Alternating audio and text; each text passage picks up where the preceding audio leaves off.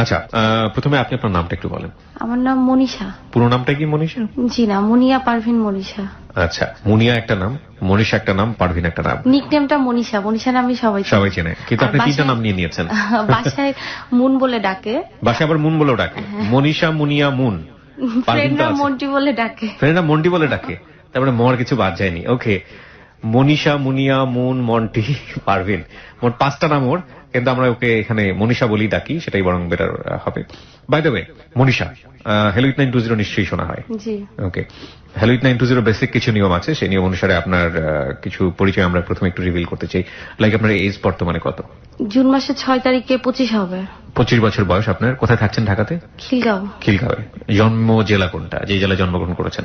ঈশ্বরদী, পাবনা জেলা। ঈশ্বরদী, ওখানে কি বড় একটা রেল জংশন আছে, রাইট? হ্যাঁ। ওকে, আমার যাওয়া হয়নি কখনো। থাকা হয় না আমাদের ওখানে, ওটা আমাদের দাদু বাড়ি আর কি। দাদু বাড়ি, ওখানে আপনার জন্ম হয়েছিল? Okay fine. ঢাকাতে আছে ও, এবং ওর বয়স 25 বছর হতে যাচ্ছে। মনীষা হচ্ছে নাম, তার জীবনের গল্প আজকে এখানে প্রচার হচ্ছে। এখানে একটু নোটিশ করে রাখতে চাই, মনীষার জীবনের গল্প বলার পরে হয়তো মনীষাকে অনেকেই চিনবেন।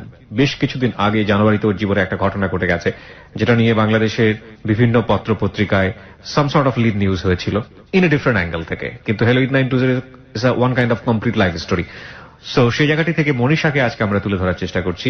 আর যে ঘটনাটি ওর জীবনে ঘটেছে সেটাও এই জীবনের গল্পেরই একটা পার্ট, সেটা হয়তোবা আমরা কোন একটা সময় রিভিল করব।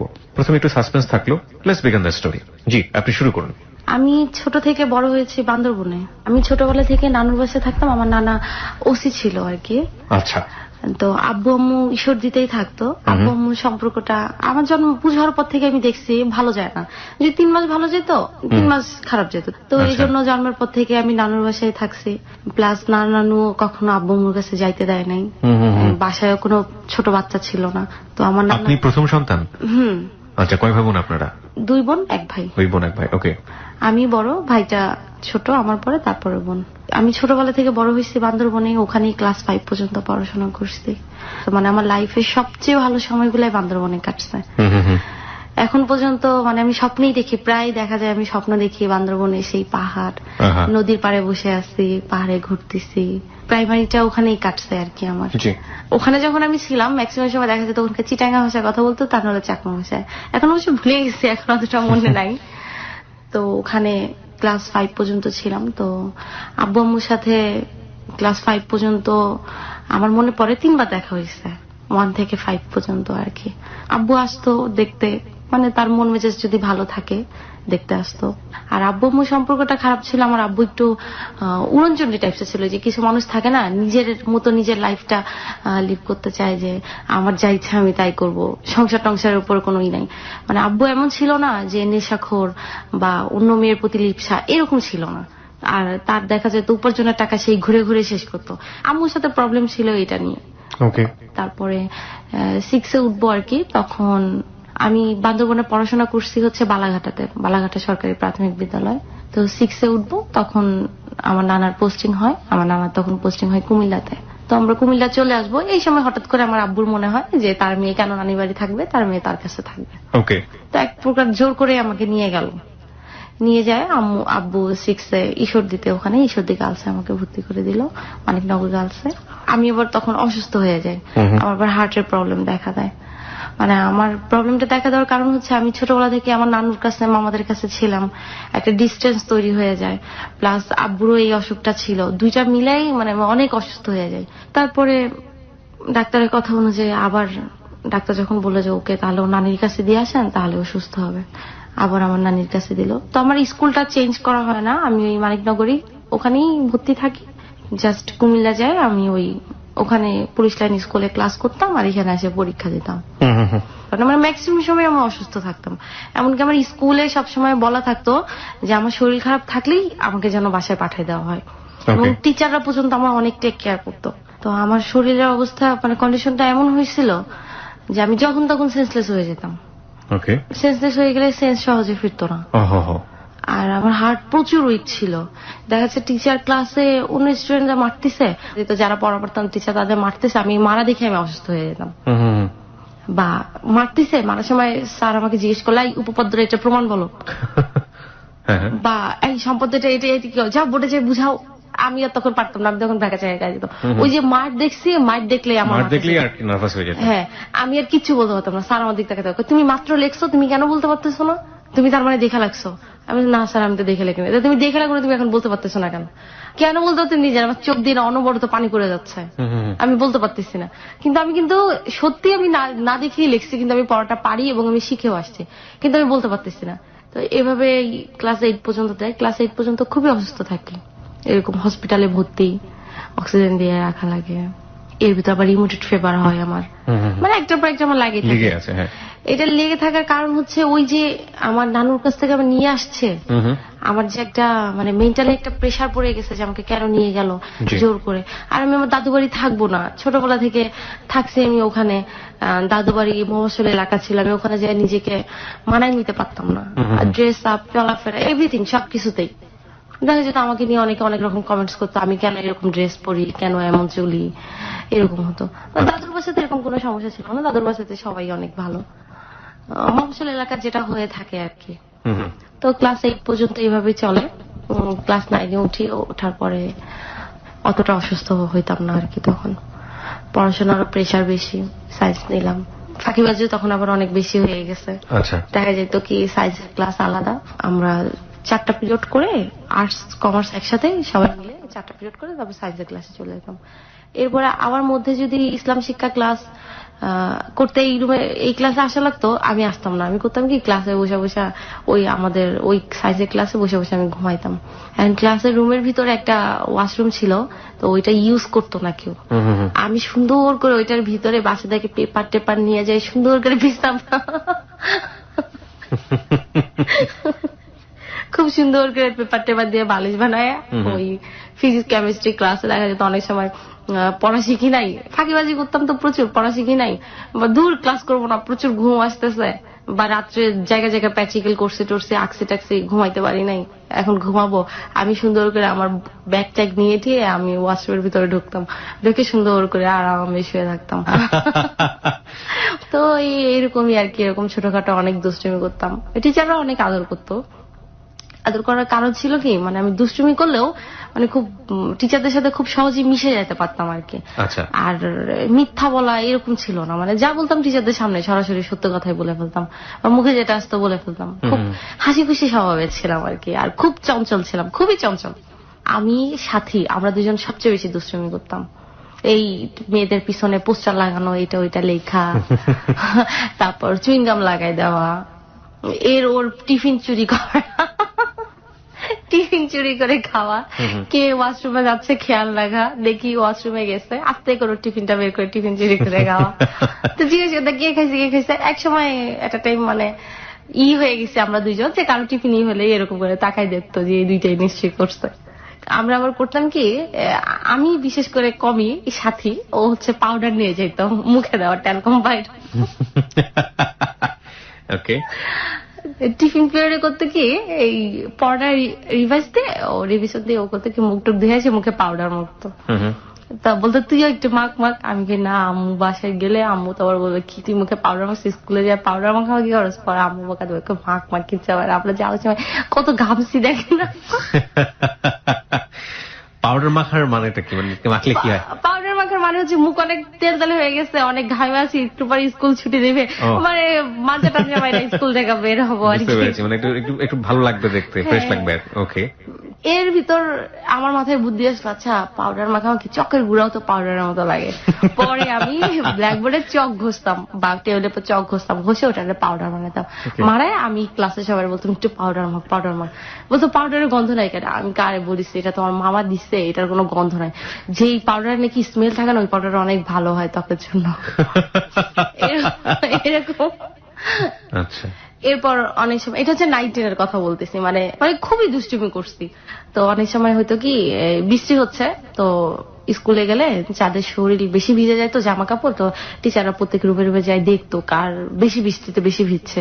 যদি যারা বেশি ভিজে যায়, তো তাদের বলতো তোমরা বাসায় চলে যাও। আর বাসা যদি কাছে হয়তো বলতো কি তাহলে বাসা থেকে আরেকটা ড্রেস পরে চলে আইসো, যে কয়েকটা পিরিয়ড করতে পারো। তা আমি করতাম কি, আমার বান্ধবী ছিল সাথে করে বলতাম কি একটা কাজ করি, চল কলের পাড়ে যাই। কলের পাড়ে যাই গায়ে পানি ঢেলে আসবো। তারপর গায়ে পানি ঢালতাম, পানি ঢালা বলতাম স্যার দেখেন স্যার অনেক ভিজে গেছে স্যার, ঠান্ডা লেগে যাবে। তারপর নাকে এরকম আঙ্গুল দিয়ে এরকম শিশির করলেই তো হাঁচি চলে আসে, তো একটা হাঁচিয়া দিতাম এরকম ভাবে। তারপর এরকম ছুটি নিয়ে আমরা স্কুলের পিছন দিক দিয়ে সারা রাস্তা ঘুরতাম, হাঁটতাম, অমুকের গাছের এটা পায়রা খেতাম, তমুকের গাছের এটা পায়রা খেতাম। অনেক সময় টিফিন পিরিয়ডে ছুটি নিয়ে নিতাম। তারপর ছুটি নিয়ে এরপরে ঈশ্বরদীতে তো মানে সবারই জানার কথা, ওইদিকে তো আম, লিচু, কাঁঠাল এগুলোর ফলনটা কিন্তু বেশি, তো ওখানে তো বাগানটাও বেশি। তো আমরা স্কুলের পিছন গেট দিয়ে বের হইতাম, বের হয়ে ওই দিক দিয়ে ওই খেয়াল করতাম কার লিচু পাহারা দিচ্ছে, কোন লোকটা একটু বুড়া মানে একটু বয়স্ক আর কি, বয়স্ক হলে একটু মানে ফাঁকি দিতে একটু সুবিধা হবে। তো এরকম দেখে একদিন করলাম কি, এক মুরব্বীকে যাই বলতেছি, সালাম দিয়ে যে আসসালামু আলাইকুম দাদা ভালো আছেন, বলতেছে হ্যাঁ তোমরা কে, চিনলাম না তো, মানে ওখানকার ভাষায় বলতেছে। আমার দাদু বাড়ি হলেও আমি মানে ওখানকার ভাষাটা ওইভাবে বলতে পারি না। আচ্ছা, বলতেছি যে আপনি আকমল ব্যাপারী চেনেন না? হ্যাঁ চিনি তো, কি হয়েছে? আমরা তো আকমল ব্যাপারীর নাতি। কয় তো কি হয়েছে? যে আমার দাদা তো এরকম লিচু দিতে বলছে 100, 100 লিচু দিতে বলছে। হ্যাঁ তাহলে দাঁড়াও পাইরে দেই। আমি কই দেন 100 লিচু দিতে বলছে, বাসায় যাওয়ার সময় নিয়ে যেতে। মানে আমরা আগেই খবর নিছি যে ওই গাছের অরিজিনাল মালিক হচ্ছে আকমল ব্যাপারী। আচ্ছা, আর সে হচ্ছে ওই যে প্রত্যেক বছরে মানে একজনের কাছে ওই যে লিজ দেয় না, মানে মনে করেন আমার গাছ থাকলো, আমি আপনাকে এই বছরের ফলনটা আপনার কাছে বিক্রি করে দিলাম, এরকম আর বুঝতে পেরেছি। হ্যাঁ, তো এরকম 100 লিচু দিল। আমরা দুজন তো আরাম এসে সারা রাস্তা হাঁটতেছি খাইতেছি, একদম খায়াটা তো মানে জিব্বা টিব্বার অবস্থা 12টা বাজে যেত, তারপরেও খাইতাম। আরেক গাছের আম চুরি করতাম, ঢেল দিয়া আম পারতাম, কাঁচা আম। তো আমাদের ওইদিকে তখন নতুন বিশ্বর হচ্ছিল আর কি। তো আমরা ওই রাস্তা দিয়ে না এসে ওই নতুন বিশ্বর দিয়ে হাঁটতে হাঁটতে অনেক দূর হইতো, বিশ্বর দিয়ে গেলে তারপর ওই রাস্তাতে টাইম পাস করার জন্য হাইটা আসতাম। বৃষ্টি হলে বৃষ্টিতে ভিজতাম, গরুর গাড়ি দেখলে গরুর গাড়িতে উঠতাম, লাফাই উঠতেন। হ্যাঁ লাফাই উঠতাম। কোনো বান্ধবীর বাসা পড়লে ওই বান্ধবী যদি স্কুলে না যেত ওর বাসায় যেতাম, আরে তুই নাকি অসুস্থ, তুই স্কুলে যাস নাই কেন? তোরা স্কুল থেকে ছুটি, আরে ছুটি নিয়ে নিছি, ভাবলাম এদিক দিয়ে যাইতেছি তোর বাসায় হয়ে ঘুরে যাই। দুপুর হয়ে গেল ওর বাসায় ঢেকা পর ওই বাসায় লাঞ্চ করতাম। এইভাবেই আর কি ক্লাস 10 পর্যন্ত কাটে। তারপরে তো সামনে এসএসসি পরীক্ষার আগে আমি আবার ঘোরতর হঠাৎ করে অসুস্থ হয়ে গেলাম, ওই টেনশনে আর কি। মানে এসএসসি পরীক্ষা টেনশনেই অসুস্থ? মানে আমি কোনো টেনশনই করতে পারতাম না। 9-এ যখন পড়ি তখন আমাদের ওখানে হার্ডিং ব্রিজের নাম তো শুনছেন, তো হার্ডিং ব্রিজে উঠছি আমি, আমার মামা, মানে আমরা সবাই ঘুরতে গেছি, যে ওখানে হাঁটাহাঁটি করতেছি। তো ব্রিজে খুব একটা বেশি দূর যাইতে দেয় না, তো অল্প একটু গেছি। যাওয়ার পরে আমি নিজে যখন তাকাইছি তাকে আমি আর হাঁটতে পারি না, মানে আমার পাই উঠতেছে না, এমন একটা অবস্থা। সবাই দেখি সামনে আগে গেছে, আমি হাঁটি না, আমি ব্রিজের এরকম ধরে এরকম দাঁড়াই আছি, রেলিং ধরে। আর মামা বলতেছে কি ব্যাপার, আসো এদিকে আসো, আর অল্প একটুই তো যাবো, বেশি তো যাবো না। মামা আমি তো হাঁটতে পারি না। এখন আমি কান্না শুরু করে দিচ্ছি, আমি হাঁটতে পারি না। মানে এত মানে কোন টেনশনই করতে পারতাম না, কোনো ভয় জিনিসটা খুব কাজ করতো আর কি। তো এসএসসি পরীক্ষার আগে অসুস্থ হয়ে গেলাম। অসুস্থ হয়ে যাওয়ার পরে কিছুদিন হসপিটালে থাকলাম, তারপর একটু সুস্থ হয়ে গেলাম। এরপরে তো পরীক্ষার প্রস্তুতি, পরীক্ষা দিলাম আল্লাহর রহমতে। আমাদের বাড়ির ওদিকে আবার একটা ছেলে আমাকে আবার খুব পছন্দ করতো, তো ওর নাম ছিল হচ্ছে রনা। মানে আমার ওরকম ছিল না, স্কুলে পড়তাম, মানে মাথায় ওই জিনিসগুলা প্রেম টেম তখনও অতটা মানে মাথায় ঢোকে নাই এই ব্যাপারগুলা। তো আম্মু জানলো ব্যাপারটা, আম্মু জানে, তো আম্মু সেই রকমই যে আমার মেয়ের মাথায় এখন এসব ঢোকে না, ইনকেস যদি আমার মেয়ের মাথায় সব বসা যায়, এই প্রেমের ভুট্টুত বসা গেলে তো সব শেষ, একবারে পড়াশোনা সব। তো আম্মু আবার ওই ছেলের বাসায় যায়, ছেলের খুব বইকে আসছে, ছেলের মার ইচ্ছা মতো বলে আসছে। ছেলের মার সাথে আমার আম্মুর মানে বিশাল একটা ঝগড়া, ও ছেলের মারে আমরা বড় আম্মু বলে ডাকতাম। তো আম্মু সেই ছেলের মাকে বিশাল বকাটকা দিয়ে আসতো, ছেলেরও বিশাল বকাটকা দিল। তো তারপরে এসএসসি পরীক্ষা দিলাম, এর মাঝখানে এসএসসি পরীক্ষার আগে এগুলো ঘটলো আর কি। পরীক্ষা দিলাম, দেওয়ার পরে আমি নিজেই আম্মুকে বললাম যে আম্মু এখন তো এসএসসি পরীক্ষা দিলাম, এখান থেকে আমি আর এখানে থাকবো না, আমি নানুর বাসায় চলে যাবো। আমার ওখানে ভালোই লাগতো না আসলে, ওখানে আমি অ্যাডজাস্ট করতে পারতাম না নিজেকে। তা আম্মু আবার আব্বুর সাথে কথা বললো যে ও তো থাকতে যাচ্ছে না। তারপরে আব্বু বললো আচ্ছা ঠিক আছে তাহলে চলে গেলে চলে যাক, কি আর করা। তো চলে আসলাম আবার নানার ওখানে। হ্যাঁ, কুমিল্লাতে। তো ওখানে গিয়ে আমি অ্যাডমিশন নিলাম কুমিল্লা গভর্নমেন্ট কলেজে, নানির কাছেই আবার গেলাম। কুমিল্লা গভর্নমেন্ট কলেজে ভর্তি হলাম। কলেজে ভালো সময় কাটতেছিল, ক্লাস পড়াশোনা সবকিছু নিয়ে। শয়তানিটা আগে থেকে একটু কমছে, একবারে কমে গেছে সেটা না, একটু দুষ্টামিটা কমছে আর কি। টিচারদের কাছে খুব পপুলার হয়ে গেলাম, আর বিশেষ করে কলেজে সবাই চিনতো চুল বড় মনীষা বললে সবাই চিনতো। চুল বড় মনীষা, অবশ্য এখন অতটা বড় নেই, কাইটা ফেলছি। আগে অনেক বড় চুল ছিল, সিল্কি ছিল তো, আর অনেক বড় ছিল, সবাই চুলের অনেক প্রশংসা করতো। অনেক ফ্রেন্ডরা দেখা যেত চুল নিয়ে ওই বন্যতা সেনের কবিতাও বলতো, চুল তার কবে কার অন্ধকার। হ্যাঁ, দুষ্টুমি তো আর কমে নাই, টিচাররা এই দুষ্টুমির জন্য আরো বেশি চিনতো আর কি। অনেক দুষ্টুমি করতাম, তো ক্লাস করতাম, ক্লাসের শেষে এই আড্ডা মারতাম ফ্রেন্ডদের সাথে। তারপর তো প্রাইভেট ছিল, এইভাবেই কাটলো ইন্টার ফার্স্ট ইয়ারটা। সেকেন্ড ইয়ার 2007 আর কি, আমি 6 এসএসসি দিচ্ছি 2007-এর মাঝামাঝি দিয়ে আমার নানা বদলি হলো বরিশাল। তো এখন আমার নানা তখন রিটায়ার্ডের সময় চলে আসছে, মানে বরিশাল বদলি হলে ওখান থেকে আমার নানাদের হোম ডিস্ট্রিক্ট আবার বরিশাল আর কি, তো ওখান থেকে রিটায়ার্ড করে ফেলবে আর কি আমাকে। আমি তাহলে এখন কি করব? এখন আমার নানা বললো যে তাহলে একটা কাজ করি, কলেজ ট্রান্সফার করি, ওকে আমি বরিশাল ভর্তি করাবো। এখন আমি যাব না, কুমিল্লা তো বহু বছর ধরে আসি, হাই স্কুলটাও তো ওখানে ক্লাস করছি, বা একটা পরিচিতি হয়ে গেছে। আমি বলতেছি আমি যাব না নানু ভাই, আমি কুমিল্লাতে থাকবো। কুমিল্লা থাকবো, তুমি একা একা থাকবা? তো আমি বললাম যে মেজো মামা আবার ছিল, মেজো মামা ওখানে চাকরি করতো কুমিল্লাতে, কিন্তু একটু আমি যেখানে থাকতাম ওখান থেকে একটু দূরে সাইডে আর কি।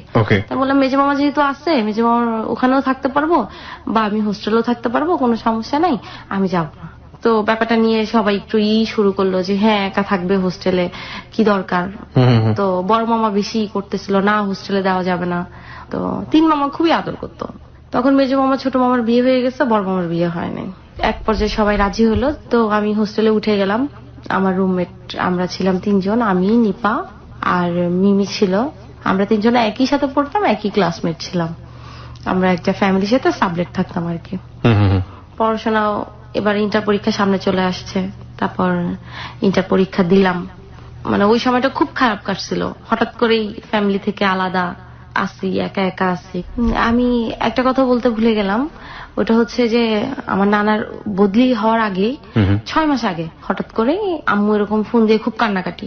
তো আম্মু, আমার নানি বলতেছে কি ব্যাপার, কি হয়েছে? যে আব্বুর কথা বলতেছে, যে আব্বু অনেক মারছে আম্মুকে, খুব কান্নাকাটি। মানে আম্মু এই পর্যন্ত কখনোই আমার নানির কাছে আইসা আমার আব্বুর ব্যাপারে বা আমার দাদুদের ব্যাপারে কখনো কোনো কমপ্লেন করতো না, মানে যাই হইতো সে কখনো বলতো না, মা চিন্তা করবে যেন বলতো না। কিন্তু ওই দিন খুব কান্নাকাটি করতেছে। তো আমার নানি বলতেছে যে তুই আয়সা পর, যা হওয়ার হবে পরেরটা পরে দেখবো, তুই মানে আমার ছোট ভাইয়ের কথা বলতেছে, ওকে নিয়ে চলে আসার জন্য। তারপরে আম্মু বলতেছে দেখি তাহলে। আম্মু আবার তখন চাকরিও করতো ওখানে। ওই কথা আম্মু বলার 4-5 দিন পরে হঠাৎ করে রাত্রে প্রায় 1-1:30টার দিকে আব্বু ফোন দিছে। আব্বু ফোন দিয়ে বলতেছে আমাকে যে মনীষা, তোমার আম্মুকে তো খুঁজে পাচ্ছে না। আমি খুঁজে পাচ্ছ না, এটা কোন ধরনের কথা? বলকে হ্যাঁ তোমার আম্মুকে খুঁজে পাচ্ছে না। আমাকে কেন খুঁজে পাচ্ছ না? আমার ছোট ভাইকে ফোন দিতে বললাম যে ওকে ফোন দাও। তারপর ওকে ফোন দিলাম, বলে আম্মু কই? ও কান্নাকাটি করতেছে, ও তখন ক্লাস 6-এ পড়ে। বলতেছে আম্মু তো খুঁজে পাচ্ছি না, আমি ঘুমাইছিলাম, ঘুমের থেকে উঠে দেখে আম্মু নাই। আব্বু বললো যে আম্মু নাই, আমি উঠে আমি তারপর আব্বুকে বললাম তুমি একটু আমবাগানের ওইদিকে দেখো তো, ওইদিকে আসে। মানে আমি ভাবতেছি আমার আম্মু সুইসাইড করলো কিনা। রাইট, সবারই তাই চিন্তা ভাবনা আসছে মাথায়। আমার মাথায় আমি বললাম তুমি একটু ওইদিকে যাই দেখো তো। অনেককে আমি বললাম, আমার ছোট ভাই, যে যাই দেখতো। আম্মু তো যাই দেখলো না, আম্মু নাই। এখন আম্মুকে পাওয়া যায় না, পাওয়া যায় না। আমার আব্বু আমাকে মোটেও বলে নাই যে আসলে আম্মু কেন বাসায় নাই বা আম্মু কোথায় গেল, কি জন্য, বাসায় কি করছে। আমি আব্বুকে বারবার বলতেছি কি হয়েছে, কি হয়েছে। ও যে না কিছু হয় না, আমার সাথে একটু কথা কাটাকাটি হয়েছে। তারপরে প্রায় 3 দিন পরে হঠাৎ করে দেখি আম্মু কুমিল্লা এসে উঠছে। আম্মুর অবস্থা খুবই খারাপ। মানে আমার আম্মু আবার খুবই সুন্দর, আমার মতো না, একবার ফর্সা। আমি হয়েছে আমার বাবার মতো ফর্সা মানুষ, একদম শরীরে জায়গায় জায়গায় রক্ত জমে আছে আর কি, মানে স্পষ্ট বোঝা যাচ্ছে। আপনি দেখেছিলেন নাকি শুনেছেন? হ্যাঁ, না আমি দেখছি নিজের চোখে। মানে সে ওড়না দিয়ে হাতগুলা ঢেকে রাখছে আর কি, মাথায় এক জায়গায় রক্ত জমে আছে। তা আম্মু এসে উঠলো, আমার নানি তো আম্মুকে দেখে কান্নাকাটি, হুঁশতারুস অবস্থায় শরীরে। তারপর ডাক্তারের কাছে নিয়ে যাওয়া হইলো, মাথার রক্তগুলা করা হলো, রিমুভ করা হইলো যেখানে রক্ত জমেছিল। আমার আব্বুকে ফোন দিয়ে জানানো হইলো যে আম্মু আসছে বাসায়। তো আমার ছোট ভাইকে দিয়ে যাওয়ার কথা বলা হলো, ছোট ভাইকে দিয়ে গেল না। তো এরপরে আম্মুর মুখ থেকে শুনলাম যে মানে আব্বু খুব মারছে, এত মারা মারছে, মানে আম্মু আর মার সহ্য না করতে পারে না, আম্মু বাসা থেকে বের হয়ে গেছে। কি করবে, ক্রিকেট খেলা স্টাম্প দিয়ে মারছে। তো তারপরে আম্মু বের হয়ে গেল বাসা থেকে, বের হয়ে আম্মু নানুর বাড়িতে গেছিল। ওখানে যে 2 দিন ছিল, থাকার পর তারপর কুমিল্লা চলে আসছে। এর মাঝখানে আমরা ছোটবেলা থেকে প্রায় আব্বু আম্মুর খালি ডিভোর্সের কথা শুনতাম, ডিভোর্স হয়ে যাবে, কিন্তু হয় নাই। আমার নানা নিয়েছে তো ডিভোর্স হয়ে যাক, কিন্তু আম্মুই দেয় নাই। আম্মু চিন্তা করতো মেয়েটা বড় হয়ে গেছে, ডিভোর্স দিব, মেয়েটার তো বিয়েরও একটা আছে, কেউ যদি শুনে ব্রোকেন ফ্যামিলি তখন তো বিয়ে করতে চাবে না, এই জন্য দিত না। কিন্তু এবার আর আম্মুর একদম মানে সহ্যই হচ্ছিল না। আম্মু বলতেছে দেখি এবার ডিভোর্স দিয়ে দেবো, আর তো সহ্য হচ্ছে না, 20 বছর ধরে সহ্যই করে যাচ্ছি, আর কত সহ্য করা যায়। এই মানুষ আমার কোনো খোঁজ নেয় না, খবর নেয় না, আমি নিজেই চাকরি করি, নিজের সংসার নিজে চালাই, খালি ছেলে মেয়ের দিকে তাকাই আমি সংসার করে যাচ্ছি। তারপরে আম্মু আবার এখানে ঢাকায় তারপর আবার নতুন জবে ঢোকে। তো জবে জয়েন করার পরে আম্মু তারপরে আব্বুকে, মানে এগুলোর আগের মধ্যে বলে, কিন্তু আব্বুকে ডিভোর্স না। আমার ছোট ভাইকে আনার খুব চেষ্টা করে, কিন্তু আমার আব্বু আমার ছোট ভাইকে দেয় না। তারপরে তো এই আমার নানা চলে গেল বদলি হয়ে, আম্মুও ঢাকায়, তারপরে মামাও ঢাকায় থাকে, আম্মু ঢাকায় থাকে, আম্মু ডিভোর্স দেয় না। তারপরে আমি ইন্টার পরীক্ষা দিই, ইন্টার পরীক্ষা দেওয়ার পরে এরপরে হঠাৎ করে একদিন শুনি আব্বু আম্মুর সম্পর্কটা আবার ঠিক হয়ে গেছে। তো শুনে তো আমার মহা হ্যাপি যে ডিভোর্স আনে যাই হোক, আর কি কোন সন্তানই চায় না তার বাবা মার সম্পর্ক ঠিক হোক। তারপর আম্মু বলতেছে তাহলে চলো, তুমি তো বহু বছর বাড়িতে যাও না, চলো বাড়ি থেকে একটু তোমাকে ঘুরাই নিয়ে আসি। আমি বললাম না আমি যাবো না, মানে আমি দাদু বাড়িতে যাইতে চাইতাম না আসলে।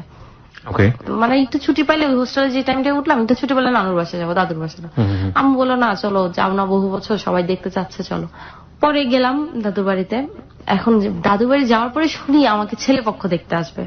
তখন আমি ইন্টার পরীক্ষা দিছি, মানে ওই গ্যাপটাতে আর কি, ছুটিটাতে। তো এখন আমি শুনে তো এটা খুব চেঁচামেচি, তখন আমার রিলেশন নাই কিন্তু কারোর সাথে। আমার চেঁচামেচি এই কারণে, মানে আমি এত অল্প বয়সে কেন বিয়ে করবো। তখন আম্মু বলতেছে আরে দেখলে কি বিয়ে হয়, কেউ দেখতে আসতে চাইছে আসুক দেখতে, যে এরকম বাড়িতে মেয়ে থাকলে 10 জন দেখতে আসবেই, আর দেখতে আসলে যে বিয়ে করে ফেলবো, দেখতে আসুক, দেখে যাক, আমরা যে কোনো একটা ব্যাপার নিয়ে কাটাই দিব, কোনো সমস্যা নেই। তো আমি আর জানি না দেখতে আসবে, আমি বাইরে ক্রিকেট খেলতেছিলাম, তো দেখি 2টা ছেলে আইসা জিজ্ঞেস করতেছে আর কি যে এখানে মনীষাদের বাসা কোনটা। আমার চাচতো বোনকে জিজ্ঞেস করতেছে, আমার চাচতো বোন বলছে ওই যে ওইটা মনীষা। তো আমি তখন আমার 3 কটা প্যান্ট আর গেঞ্জি পরেছিলাম।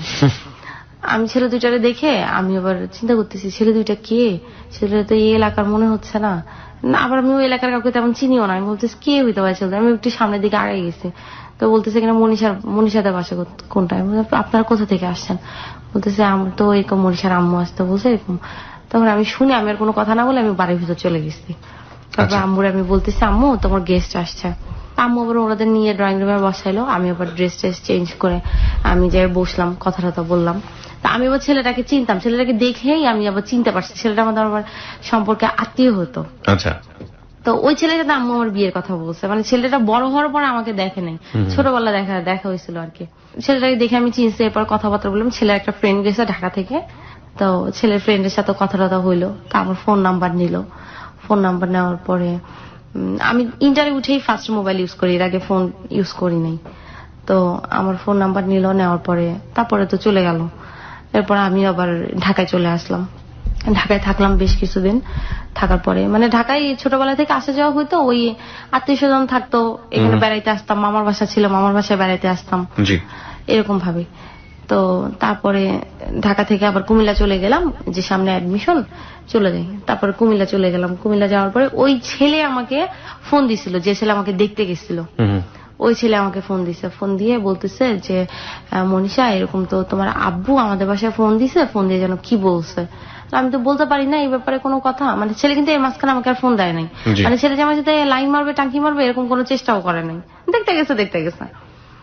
তারপরে এই কথা বলে আমি বললাম যে আমি তো জানি না। আমি আচ্ছা ঠিক আছে, আমি আম্মুকে ফোন দিচ্ছি। আম্মুকে ফোন দিয়ে বললাম আম্মু আব্বু নাকি ওই ছেলেদের, যে ছেলে আমাকে দেখতে গেছিল ওই ছেলের বাসা নাকি ফোন দিছে, কি নাকি বলছে। আম্মু বলতেছে আমি তোর সাথে পরে কথা বলতেছি, মানে আম্মু মেজাজ খুব খারাপ হয়ে আছে বুঝলাম। একটু পরে আম্মু ফোন দিল, ফোন দিয়ে আম্মু আমাকে বলতেছে হ্যাঁ তোর আব্বু এরকম কাজ করছে, ওই ছেলের বাসায় ফোন দিছে, ফোন দিয়ে বলছে কি উল্টাপাল্টা কথাবার্তা বলছে। মেয়ের বিয়ের কথা যেখানে হয়েছে সেখানে কি কেউ উল্টাপাল্টা কথাবার্তা বলে? হ্যাঁ আমি এরকম পাগল মানুষ নেই, আমি কয়দিন সংসার করবো, যার মাথাটা তাই ঠিক নাই, কোনো ব্যাপারে কোনো সেন্স নাই। হ্যাঁ ওখানে বিয়ে হোক আর না হোক, কিন্তু ওখানে যে একটা কথা বললো আমার নামে কিংবা তোর নামে, যে ফালতু কথা, যে আমার মেয়ে বিয়ে করবে না বা আমার বউয়ের সাথে আমার এরকম সম্পর্ক, বউ এরকম সেরকম, এগুলো বললে আমার তো ওখানে একটা মান সম্মান থাকে, বিয়ে হলে হোক না হলে না হোক, আত্মীয়তার ভিতরে। তো আম্মু খুবই ফেড আপ হয়ে গেছে ব্যাপারটা নিয়ে, এত মেজাজ খারাপ হয়েছে আম্মুর যে আম্মু এবার ডিভোর্স দিয়েই দিবে, এবং আম্মু ডিভোর্স দিয়েও দিল। এই আপনার বিষয়টাকে কেন্দ্র করে? হ্যাঁ মানে আব্বু ব্যাপারটাকে এত বড় করছিল আর আব্বু এত বাজে বাজে কথা বলছিল ব্যাপারটা নিয়ে, মানে আম্মু খুবই রাগ হয়েছে। বুঝতে পেরেছি যে আর সহ্যের তো মানে মানুষের একটা সহ্যের সীমা থাকে, এবার তো আর সহ্য হচ্ছে না আম্মু ডিভোর্স দিয়ে দিল হঠাৎ করেই। আম্মু আমাকে ফোন দিয়ে বললো আমি তোর আব্বুকে ডিভোর্স দিয়ে দিছে। আমি শুনে মানে মনে হলো মানে আমি আসমানের পথে করলাম। একদিন তো খালি শুনতাম ডিভোর্স দিবে, হঠাৎ করে ডিভোর্স নিয়ে ইনফ্যাক্ট ভয় তৈরি হয়ে গেছে, ডিভোর্সটা কি, রাইট? হ্যাঁ, ডিভোর্স দিয়ে দিল। আর ডিভোর্স দিয়ে দিল শুনে মানে আমি টোটালি শকড যে ডিভোর্স দিয়ে দিল। আর আব্বু কেন এই কাজটা করলো? আমরা চাইলাম আব্বু আম্মুর সম্পর্কটা এতদিন পরে ঠিক হয়ে গেল, এখন এই কাজটা করলো। আব্বু কেন করলো কাজটা? আমি আব্বু তো মেয়ে সম্পর্কে কেউ এই ধরনের কাজ করে? আর বিয়ে ওখানে আব্বুর পছন্দ না, বা আমিও চাচ্ছি না। আব্বু এই ব্যাপারটা আম্মুকে বলতো যে তুমি ওখানে বিয়ে দিও না মেয়ে, তাহলেই তো হইতো। এত কিছু করার কি দরকার ছিল? তো তারপরে আমি আব্বুর কাছে ফোন দিয়ে বললাম যে আব্বু তুমি কাজটা কি ঠিক করলা? এখন যে এরকম একটা ব্যাপার হয়ে গেল, আম্মু তো ডিভোর্স লেটার পাঠাই দিচ্ছে, এখন কি করবা তুমি? আমাদের লাইফটার কি হবে? আমরা কার কাছে থাকবো? তা আম্মু ডিভোর্স লেটার লিখে দিল হচ্ছে ছেলে বাবার কাছে থাকবে, মেয়ে মার কাছে থাকবে। এরপর আম্মু অনেককে আনার খুব চেষ্টা করছে, আনতে পারে নাই, আব্বু দেয় নাই অনেককে। তারপরে আমি কুমিল্লাতে অ্যাডমিশন নিলাম ভিক্টোরিয়া কলেজে ডিগ্রিতে। তারপরে আমি পড়াশোনা শুরু করলাম আবার। আর মাথার ভিতরতে এরকম এসব টেনশন আসতেই, এই যে ডিভোর্স হয়ে গেল, এটা তো একটা আব্বু আম্মুর রিলেশন হয়ে গেল, মানে বিশাল একটা ব্যাপার, মানে মনের উপরে খুব বড় একটা চাপ সৃষ্টি হলো আর কি। সারাক্ষণই মন মেজাজ খারাপ থাকতো, ম্যাক্সিমাম সময় মন মেজাজ খারাপ থাকতো যে এটা কি হলো, আমাদের লাইফটার কি হলো। ছোটবেলা থেকে নানু বাড়ি থাকলাম, বাবা মার ভালোবাসা পাইলাম না ওরকম, আবার এমন একটা ব্যাপার ঘটে গেল, কি হবে লাইফটার। তারপরে আমি তখন হোস্টেলে উঠলাম, ওখানে হোস্টেলের নাম ছিল নাহার মঞ্জিল। মানে আমরা যে সাইডে থাকতাম ওই সাইডটা পুরাটাই মেয়েরা থাকতো, আর যে বিল্ডিং এ থাকতাম ওই বিল্ডিং এ পুরাটা মেয়েরা থাকতো। একটা রুমে 4 জন 3 জন 2 জন এরকম রুম ছিল, তো আমরা 4 জনের রুমে থাকতাম। আমি ফার্স্টে যখন উঠলাম নাহার মঞ্জিলে, তখন আমার রুমমেট ছিল আমি, নাজদিন, শিরিন আপু। অ্যাডমিশন নিলাম, তারপর পড়াশোনা শুরু করলাম। পরে আমি আবার প্যারামেডিক্যালে ভর্তি হলাম। হঠাৎ করে মনে হলো যে না, একজন বললো এক ফ্রেন্ড যে প্যারামেডিক্যালে কোর্স করতে পারছ, তুই তো সায়েন্স স্টুডেন্ট ছিলি, বেটার হবে। আর আমার পড়াশোনাটাও আসলে হচ্ছিল না, কারণ হচ্ছে ওই যে মাথায় ওই প্রেশার, মানসিক একটা চাপ, মানে পড়াশোনায় মনোযোগ বসাতে পারছিলাম না। দিন দিন দেখা যাচ্ছে আমার সবকিছু মানে ভালো করবো কি, আমার ওর খারাপ হয়ে যাচ্ছে সবকিছু। প্যারামেডিক্যাল ভর্তি হলাম, পড়াশোনায় অনেক ব্যস্ত হয়ে গেলাম, ভাবলাম যে এটা নিয়ে নিজেকে ব্যস্ত রাখি। এবং আমি প্রচুর কিন্তু ওই যে দুষ্টুমিটা কিন্তু করতাম হোস্টেলে। আমি এত দুষ্টুমি করতাম, মানে আমি নাকি হোস্টেলে না থাকলে কারো নাকি ভালোই লাগতো না। মানে আমার দুষ্টুমি করার কারণটাই থাকতো কিন্তু ওই একটা ব্যাপার, মানে সবকিছু থেকে নিজেকে ভুলায় রাখা। তো প্যারামেডিক্যালে ক্লাস করতাম হচ্ছে দুপুর থেকে, আর অনার্সে ক্লাস করতাম সকাল থেকে। তো একদিন ওইটা হচ্ছে 2009-এর কথা আর কি। আমার 3 তলায় কর্ণি নামে আমার এক ফ্রেন্ড থাকতো। তো ও বললো যে আমি তো তখন প্রেম টেম করতাম না, এমনি জাস্ট ফ্রেন্ড সার্কেল ছিল, মানে ওরকম ফ্রেন্ড না যে বয়ফ্রেন্ড ছিল ওরকম না, ফ্রেন্ড। তো ও বললো যে মনীষা, আমার এরকম একটা ফ্রেন্ড আছে, ও তোমার সাথে কথা বলতে চাচ্ছে। আমি কথা বলতে চাচ্ছি, কথা বলাই দিও, সমস্যা নেই। বলে কথা বলতে চাচ্ছে কি, আমি পরিচয় করাই দিব, তুমি কথা বলে। আমি বললাম আচ্ছা ঠিক আছে। তো একদিন পরিচয় করাই দিল, ওর নাম হচ্ছে নাজমুল। হ্যাঁ, তো পরিচয় করাই দিল। ও হচ্ছে বিজিএম থেকে মার্চেন্টাইজিং কমপ্লিট করছে তখন। আপনি ইন্টারমিডিয়েটে পড়েন? না, তখন আমি অ্যাডমিশন নিলাম মাত্র। ইন্টারমিডিয়েটে অ্যাডমিশন নিচ্ছেন? ইন্টার কমপ্লিট করে ফেলছি। কোথায় অ্যাডমিশন নিলেন? এটা ভিক্টোরিয়াতে, কুমিল্লাতে। মানে আমি আর কুমিল্লা ছাড়লাম না। কোন সাবজেক্টে? প্যারামেডিক্স? না, প্যারামেডিক্সে তো ভর্তি হলাম, পাশাপাশি আমি ডিগ্রিতেও ভর্তি হলাম। ওকে। তো তারপরে ভর্তি হলাম, এরপরে ওই নাজমুলের সাথে পরিচয় হলো। পরিচয় হওয়ার পরে কথাবার্তা শুরু হলো ফোনে, এই হাই হ্যালো কথা আর কি, কেমন আছি, ভালো আছি, এগুলো এক কথা 2 কথা এভাবে। এটা 2009-এর কথা। জি।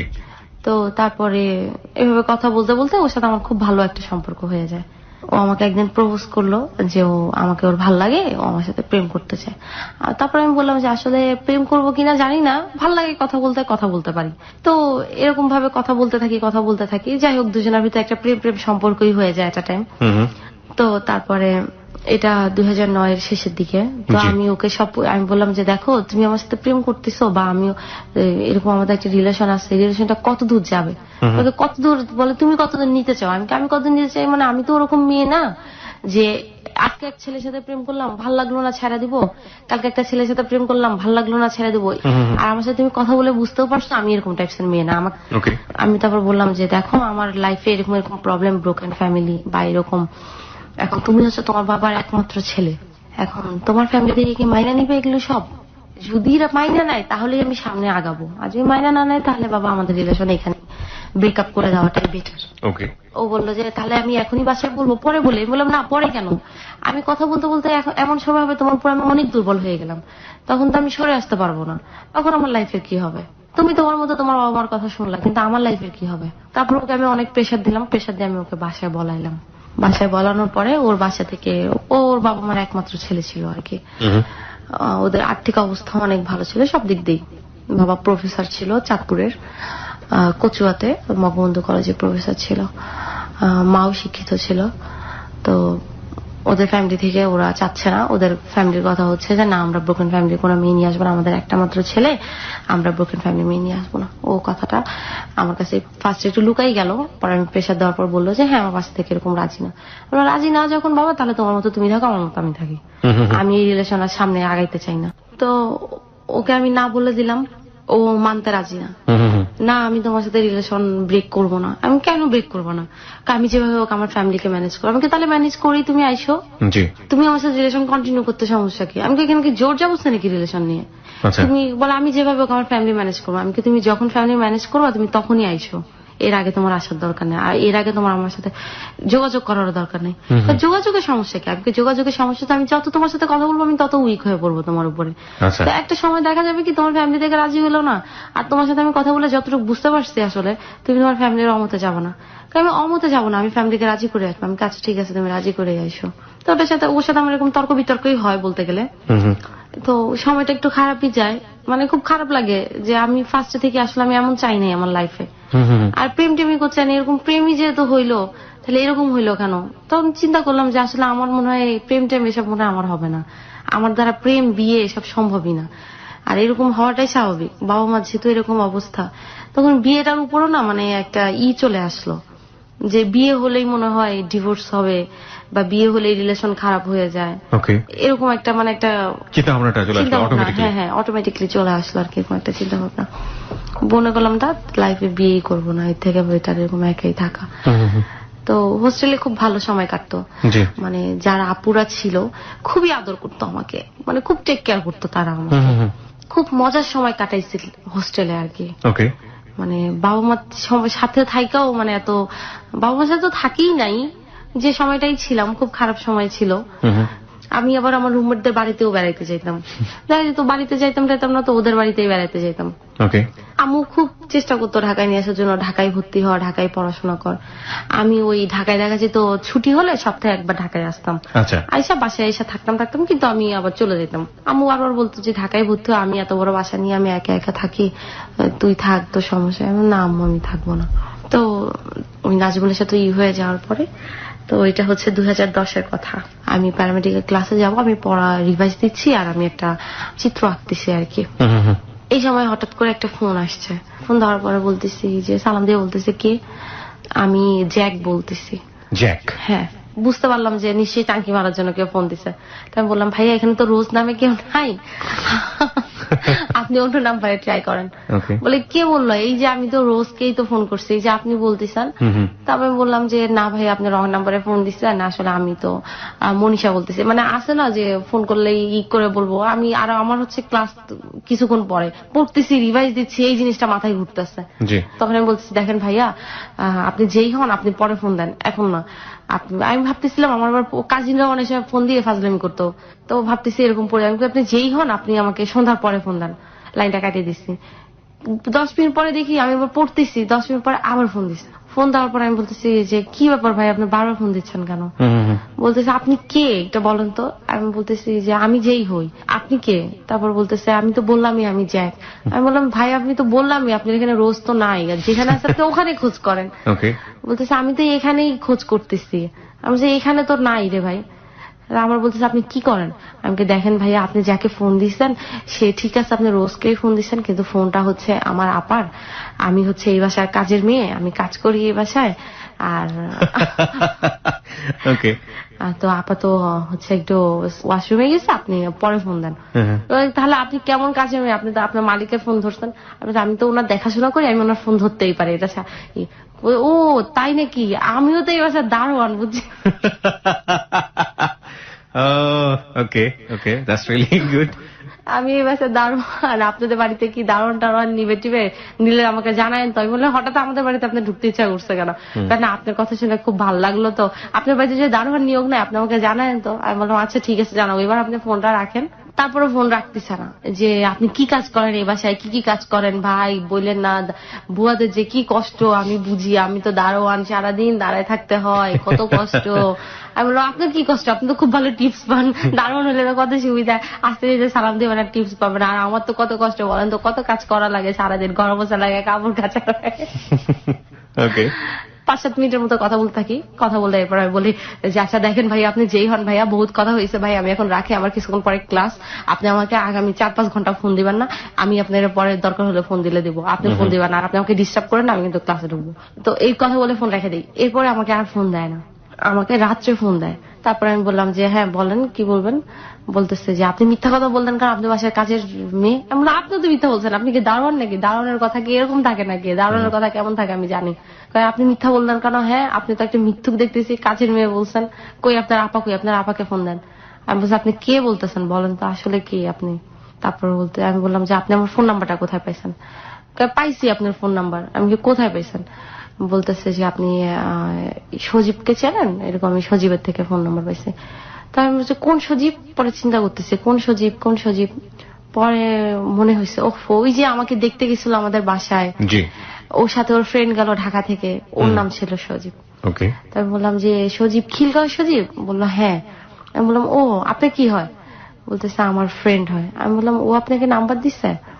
বলতেছে হ্যাঁ, আমি ওর থেকে নাম্বারটা, ও দেয় নাই, আমি ওর ফোন থেকে নিছি। আমি আপনি কেমন খারাপ মানুষ যে আপনি ওর নাম্বার থেকে, ওর মোবাইল থেকে ফোন নাম্বার নিছেন। বলতেছে আসলে কি আপনাকে আমি আরো এক সপ্তাহ আগে একদিন ফোন দিছি, আপনি আমাকে খুব বকাবকি করছেন, আমি তখন অনেক ড্রাঙ্ক ছিলাম। আমরা 4-5 জন ছেলে মিলে আপনাকে ফোন দিছে, আপনি একটু মনে করেন। তারপর আমার মনে হয়েছে সত্যি 4-5 দিন আগে 4-5টা ছেলে আমাকে ফোন দিছে। ফোন দিয়ে মানে খারাপ কথা বলেন, এই ফাজলামি করতেছিল, গান গায়ে শোনাচ্ছিল, ফাজলামি করতেছিল, ভ্যান গাড়ি চালাইতেছিল, বলতেছিল যে ভ্যানে উঠবে কিনা। তার মানে আপনি আপনার ফোন দেওয়ার যে সোর্স, মানে কার কাছ থেকে নাম্বারটা পেয়েছে সেটা আপনি মোটামুটি খুঁজে পেলাম। তো তারপর আমি বললাম হ্যাঁ ফোন দিছিলেন 4-5 দিন আগে। বলতেছে আপনি তো খুব রাগী মানুষ, আপনি যে গালিগালাজ করছেন। আরে ভাই একটু কথা বললে কি হয়? আমি কথা বলবো না, এখানে জোর জবরদস্তি কিসের? বলতেছে একটু কথা বললে কি হয়? আমি না আমি কথা বলবো না, এখানে তো কোনো জোর জবরদস্তি নাই যে কথা বলতেই হবে। আর আপনি যদি আমাকে ডিস্টার্ব করেন তাহলে আপনার নাম্বারটা আমার ব্লক করতে আমি বাধ্য হবো। ততদিনে কি ওর নামটা কি উদ্ধার করা গেছে? ওর নাম ওই যে জ্যাকি বলতেছে। জ্যাকি বলতেছে। ওকে। তো উনি অনেক ভদ্র ভাষায় কথা বলতেছে, মানে খুব জেন্টাল আর কি। তখন বলতেছে যে আমি কি আপনার সাথে খারাপ ভাবে কথা বলতেছি? আপনি এভাবে কথা বলতেছেন কেন? আমি বলছি আপনি কি কারোর সাথে বাজি ধরছেন? সত্যি করে বলেন তো। এরকম দুষ্টুমি যদি করে থাকেন আমাকে বলতে পারেন। যদি কারোর সাথে বাজি ধরেন তাহলে ভাই আমি আপনার কথা বললে আমি আপনার জিতাই দিতেছি, তারপর ডিস্টার্ব করবেন না। তো বলতেছে আমি আপনাকে ডিস্টার্ব করবো না, আমি জাস্ট আপনাকে ফোন করছি, আমি আপনার গল্প শুনলাম এই জন্য আপনাকে ফোন করলাম। আমি কি গল্প শুনছেন আমার কথা? বলছে এই গল্প শুনছি আপনি খুব দুষ্টু, প্রচুর দুষ্টুমি করেন, মানে খুব ভালো আপনি এই সেই। আমি বলছি এটা কয় নম্বর পাম দিতেছেন আপনি? এত পাম দিলে তো ভাই আমি ফুলে যাবো, আমি এমনি চিকন মানুষ। ও বললো যে, আমি বললাম আপনি কিসে পড়াশোনা করেন? জিজ্ঞেস করলো, মানে জাস্ট ইন্ট্রোডিউস আর কি, একটা মানুষের পরিচয় হলে যা যা জানা যায়। তো এই জানাজানি হলো ও পড়াশোনা করে হাবিবুল্লাহ বাহার থেকে অনার্স কমপ্লিট করছে, মাস্টার্সে আসা। তো আর আমি তো পড়াশোনা করতেছি, প্লাস ও পাশাপাশি অনার্স কমপ্লিট করে জবে ঢুকছে আর কি, নিউ জব। এই পরিচয় ওই রাত্রে আর কি কথা হলো, এটা প্রায় 8:30-9টার দিকে। তো মানে কথা শুনে, ছেলের কথা শুনে মনে হচ্ছে ছেলে আসলেই খুব ভদ্র। মানে অনেকে আছে না নিমচা শয়তান, ওই যে প্রথম ভদ্র ভাব নিল কিন্তু পরে আবার শয়তানি করে, এরকমও না, মানে ভদ্রই। তো রাত্রে কথা হলো, এরপরে ফোন রেখে দিলাম। পরের দিনও সকালে ফোন দিছে, ফোন দিয়ে সে অফিসে যাচ্ছে, আমিও ক্লাসে যাবো, আমি রেডি হচ্ছি। তারপরে এই কথা হইলো, মানে হালকা পাতলা কথা যাকে বলে। এর মাঝখানে ওই যে নাজমুল নামে যে ছেলেটা ছিল, ও কিন্তু আমাকে প্রায় ফোন দেয়। আচ্ছা, মানে আপনাদের এক ধরনের ব্রেকআপ হয়ে গেছে? মানে এটাকে এক ধরনের কি বলবো নাকি ব্রেকআপই বলবো? ব্রেকআপ হয়ে গেছে, তারপরে সে কন্টিনিউ ট্রাই করে যাচ্ছে। হ্যাঁ ট্রাই করতেছে যে তুমি আমার সাথে কন্টিনিউ করো, আর আমি যেভাবে ওকে রাজি করবো। তো ফোন দিলে কথাবার্তা, ওই যে একটা কথা হয়েছে, একটা মায়া যেমন জন্মাচ্ছে না, তো একটা মায়া প্লাস ভালোবাসা যেটাই হোক ছিল তো। তো ওই ফোন দিলে কিছুক্ষণ কথা হয় টয়, কিন্তু আমি ওরকম সিরিয়াস রিলেশনে যাচ্ছি না আর কি। ফোন দেয়, কথা হয়, এদিকে আমার ওর সাথে কথা হচ্ছে। তো ও জ্যাক যে ও ফোন দিচ্ছে, ওর সাথে কথা হচ্ছে, কেমন আছি, ভালো আছি, ভালো মন্দ, ওর ভালো মন্দ আমার সাথে শেয়ার করতেছে, আমি আমার সবকিছু ওর সাথে শেয়ার করতেছি। মানে ভালো লাগতেছে, ওর কোম্পানিটা অনেক ভালো লাগতেছে, কথাবার্তা সবকিছুই অনেক ভালো লাগতেছে। এরকম চলতে চলতে প্রায় 1-2 মাস চলে যায়। আমি বলি, আচ্ছা এবার সত্যি করে বলো তো তোমার রিয়েল নাম কি? তারপর বললাম আমার নাম হচ্ছে Johnny, Nuruzzaman Johnny. Nuruzzaman Johnny. হ্যাঁ। আচ্ছা। বাসা খিলগাঁও, তিলপাপাড়া। এটা হচ্ছে 2010-এর শেষের দিকে। তো খুব ভালো একটা সম্পর্ক হয়ে যায় জনির সাথে আমার, খুব ভালো ফ্রেন্ডশিপ হয় ওর সাথে আমার। মানে ততদিন আপনাদের দেখা হয়নি দুজনে? না, দেখা হয়নি। আচ্ছা। তো আমার আবার বেস্ট ফ্রেন্ড যে ছিল ওর নাম হচ্ছে নয়ন। আমরা ছোটবেলার ফ্রেন্ড ছিলাম। জি। এটা আমাদের মানে ওর বাড়িও পাবনা ছিল। তো আমি এবার ওর সাথে সবকিছুই, মানে বেস্ট ফ্রেন্ড যেহেতু সবকিছু তো শেয়ার করবোই, সবকিছু ওর সাথে শেয়ার করতাম। আর কুমিল্লাতে আমার বেস্ট ফ্রেন্ড ছিল, ওর নাম ছিল বাঁধন। তো ওদের সাথে আমি এবার জনির ব্যাপারটা শেয়ার করলাম। তো বললো যে তোর কি প্রপোজ করছে? আমি না, প্রপোজ করে নাই, বা প্রেম টেম করবে এরকম কোনো ভাব নাই ছেলে। আছে না অনেক ছেলেরা ফোন দিল, 2-3 মাস কথা বললাম বা 2-4 দিন কথা বললাম, ভাল লাগতেছে বা আই লাভ ইউ টা লাভ ইউ বলে ফেলে। এই ছেলের ভিতর না এরকম কোনো ভাবই নাই, জানোস। মানে আমি টোটালি শকড যে একটা ছেলে কথা বলতেছে একটা মেয়ের সাথে, কোনো ভাবই নাই, মানে প্রেম টেম করবে এরকম কোনো ভাবই নাই, বা প্রপোজ করবে এরকম কোনো ভাবই নাই। মানে কথা বলতেছে, ভালো লাগতেছে, কথা বলতেছে, ফ্রেন্ড, খুব ভালো ফ্রেন্ডের মতো, ওর ভালো মন্দ শেয়ার করতেছে, আমিও শেয়ার করতেছি, এরকম আর কি। মানে ভালো লাগতেছে কথা বললে, যে যাই হোক অ্যাটলিস্ট এরকম একটা ছেলে পাওয়া যেত, টাঙ্কি টাঙ্কি মারার কোনো চিন্তা ভাবনা নেই। হ্যাঁ। তো নয়নের সাথে শেয়ার করলাম। নয়ন আর আমার লাইফে যা হতো আমি সবকিছু আমার ফ্রেন্ড নয়নের সাথে শেয়ার করতাম এখন পর্যন্ত, এখন অব্দি। এরপরে ওর সাথে কথা চলতে থাকে, এটা 2010-এর শেষের দিকে। তো এর মাঝখানে কিন্তু আমাকে নাজমুলও ফোন দেয়। নাজমুল আমাকে প্রায় ফোন দেয়, মানে ওর ফোনটা লাগাতার প্রতিদিন থাকে না, ওর ফোনটা হঠাৎ মঠাৎ একদিন ফোন দিল।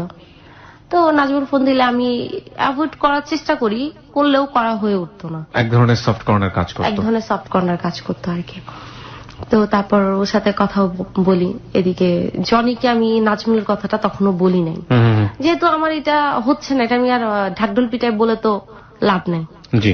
তো তারপরে 2011 জানুয়ারি 4 তারিখ জনির বার্থডে। হ্যাঁ। ওকে। আমি ঢাকায় আসবো আর কি। আমি তো আমার বাসায় প্রত্যেক সপ্তাহে আসি, মাঝে মাঝে 2-1 সপ্তাহ মিস হয় আর কি, আম্মুর কাছে আসি। তো আমি বাসায় আসবো, তো জনি বলতেছে যে তাহলে তো 4 তারিখে আমার বার্থডে, 4 তারিখের আগে আইসো। আমি বললাম দেখি, চেষ্টা করবো, আমি তো 4 তারিখেও যাইতে পারি, শিওর না, মানে ক্লাস যদি অফ থাকে ক্লাসের উপর ডিপেন্ড করে আর কি। তো আমার 3 তারিখে ক্লাস শেষ হলো, হতে হতে বিকাল হয়ে গেছে, আমি আর রওনা দেই নাই, যে 4 তারিখ ভোরে রওনা দেবো। আচ্ছা। 4 তারিখে সকালে আবার প্ল্যান কি 4 তারিখে দেখা করবেন ওনার সঙ্গে? না, এর আগে হচ্ছে, ও সরি ভুলে গেলাম, মিস করছি। এর মাঝখানে এর আগে ওর সাথে আমার একবার দেখা হয়েছে। কিভাবে ফার্স্ট মিটটা? এটা হচ্ছে 2010-এর অক্টোবরে, শাহজাহানপুর ইসলামী হসপিটালটা আছে না, এটার নিচে দেখা হয়েছে। আমি আমার নানুকে ডাক্তার দেখাইতে আসছি, তো হঠাৎ করে আমি ওর সাথে দেখা করবো না, ও অনেক বলতেছিল দেখা করতে, দেখা করো। তো হঠাৎ করে মনে হলো যে তাক দেখাই করে যাই, ওর বাসা তো শাহজাহানপুর থেকে আর কতটুক। আমার নানুকে ডাক্তার দেখাইতে আসি। আমি বললাম যে তুমি তাহলে একটা কাজ করো, তুমি হসপিটালের এখানে চলে আসো। হঠাৎ করে আমি বলছি, ও কিন্তু 2-3 দিন ধরে আমি ঢাকায় আসছি আমাকে বলতেছে দেখা করার কথা, আর আমি হঠাৎ করে তখন ওকে বলতেছে আমি এখন দেখা করবা তুমি? আমি বললাম হ্যাঁ। বলতেছে আমি তো ড্রিঙ্কস করতেছি ফ্রেন্ডদের সাথে, মানে ওর ড্রিঙ্কসটা কন্টিনিউ করতো না, আচ্ছা, অকেশনালি আর কি, কোন ফ্রেন্ডের বার্থডে ছিল তখন ড্রিঙ্কস করতেছিল। তাই আমি বললাম আচ্ছা ঠিক আছে, তাহলে দেখা করার দরকার নেই। না না আমি আসতেছি। ও আসছে, তো যায়া আমি ওরে দেখে আমি টোটালি শক, মানে ওরে দেখে আমি এত ভয় পাইছি। কেন ভয় পাইছি? ও জিম টিম করতো, তো শরীর ছিল ওরকম, হাইটও ওরকম, আবার ড্রিঙ্কস করছে, চোখগুলা লাল হয়ে আছে। First meet. হ্যাঁ, দেখে আমি চিন্তা করতেছি আল্লাহ রে আল্লাহ, আমি কোন গুন্ডার পাল্লায় পড়লাম। পরে আমি দেখে আমি তাকাই আছি, আমি বলছি তুমি জনি? বলতেছে হ্যাঁ।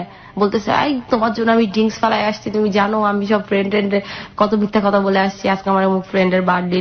আমি বললাম যে না আসলে আমি দেখা করবো না ভাবছিলাম, পরে ভাবলাম তোমার বাসার কাছে আসছি, দেখা করেই যাই। মানে একটা জিনিস বুঝতে পারছি যে আপনাদের মধ্যে সম্পর্কটা অনেক বেশি ফ্রেন্ডলি ছিল, সো আপনারা দুজনের যে কোনো বিষয়ে খুব ইজি গোয়িং একটা ব্যাপার ছিল।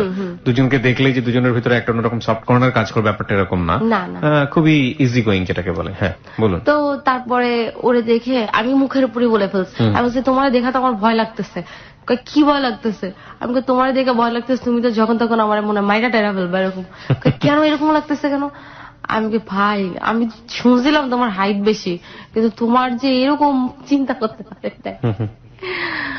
তো হাসতেছে। আমি তোমার চোখগুলো আরো লাল হয়ে আছে। বলতেছে আমার চোখ তো সবসময় লাল হয়ে থাকে, আর ড্রিঙ্কস করছি তো এই জন্য আর একটু লাল হয়ে আছে আর কি। তো ওর চোখগুলা মানে খুব সুন্দর লাগতেছে, পাপড়িগুলা এরকম ছিল, মানে আমরা মেয়ে মানুষেরও চোখের পাপড়ি এরকম থাকে না, মানে বড় বড় ছিল। আর মনে হয় কি মাস্কারা দিয়ে চোখের পাপড়িগুলা বেঁকা করে রাখলে যেমন এরকম, আর চোখ দেখলে মনে হয় কি চোখে মনে হয় কাজল টাজল দিয়ে রাখছে এরকম।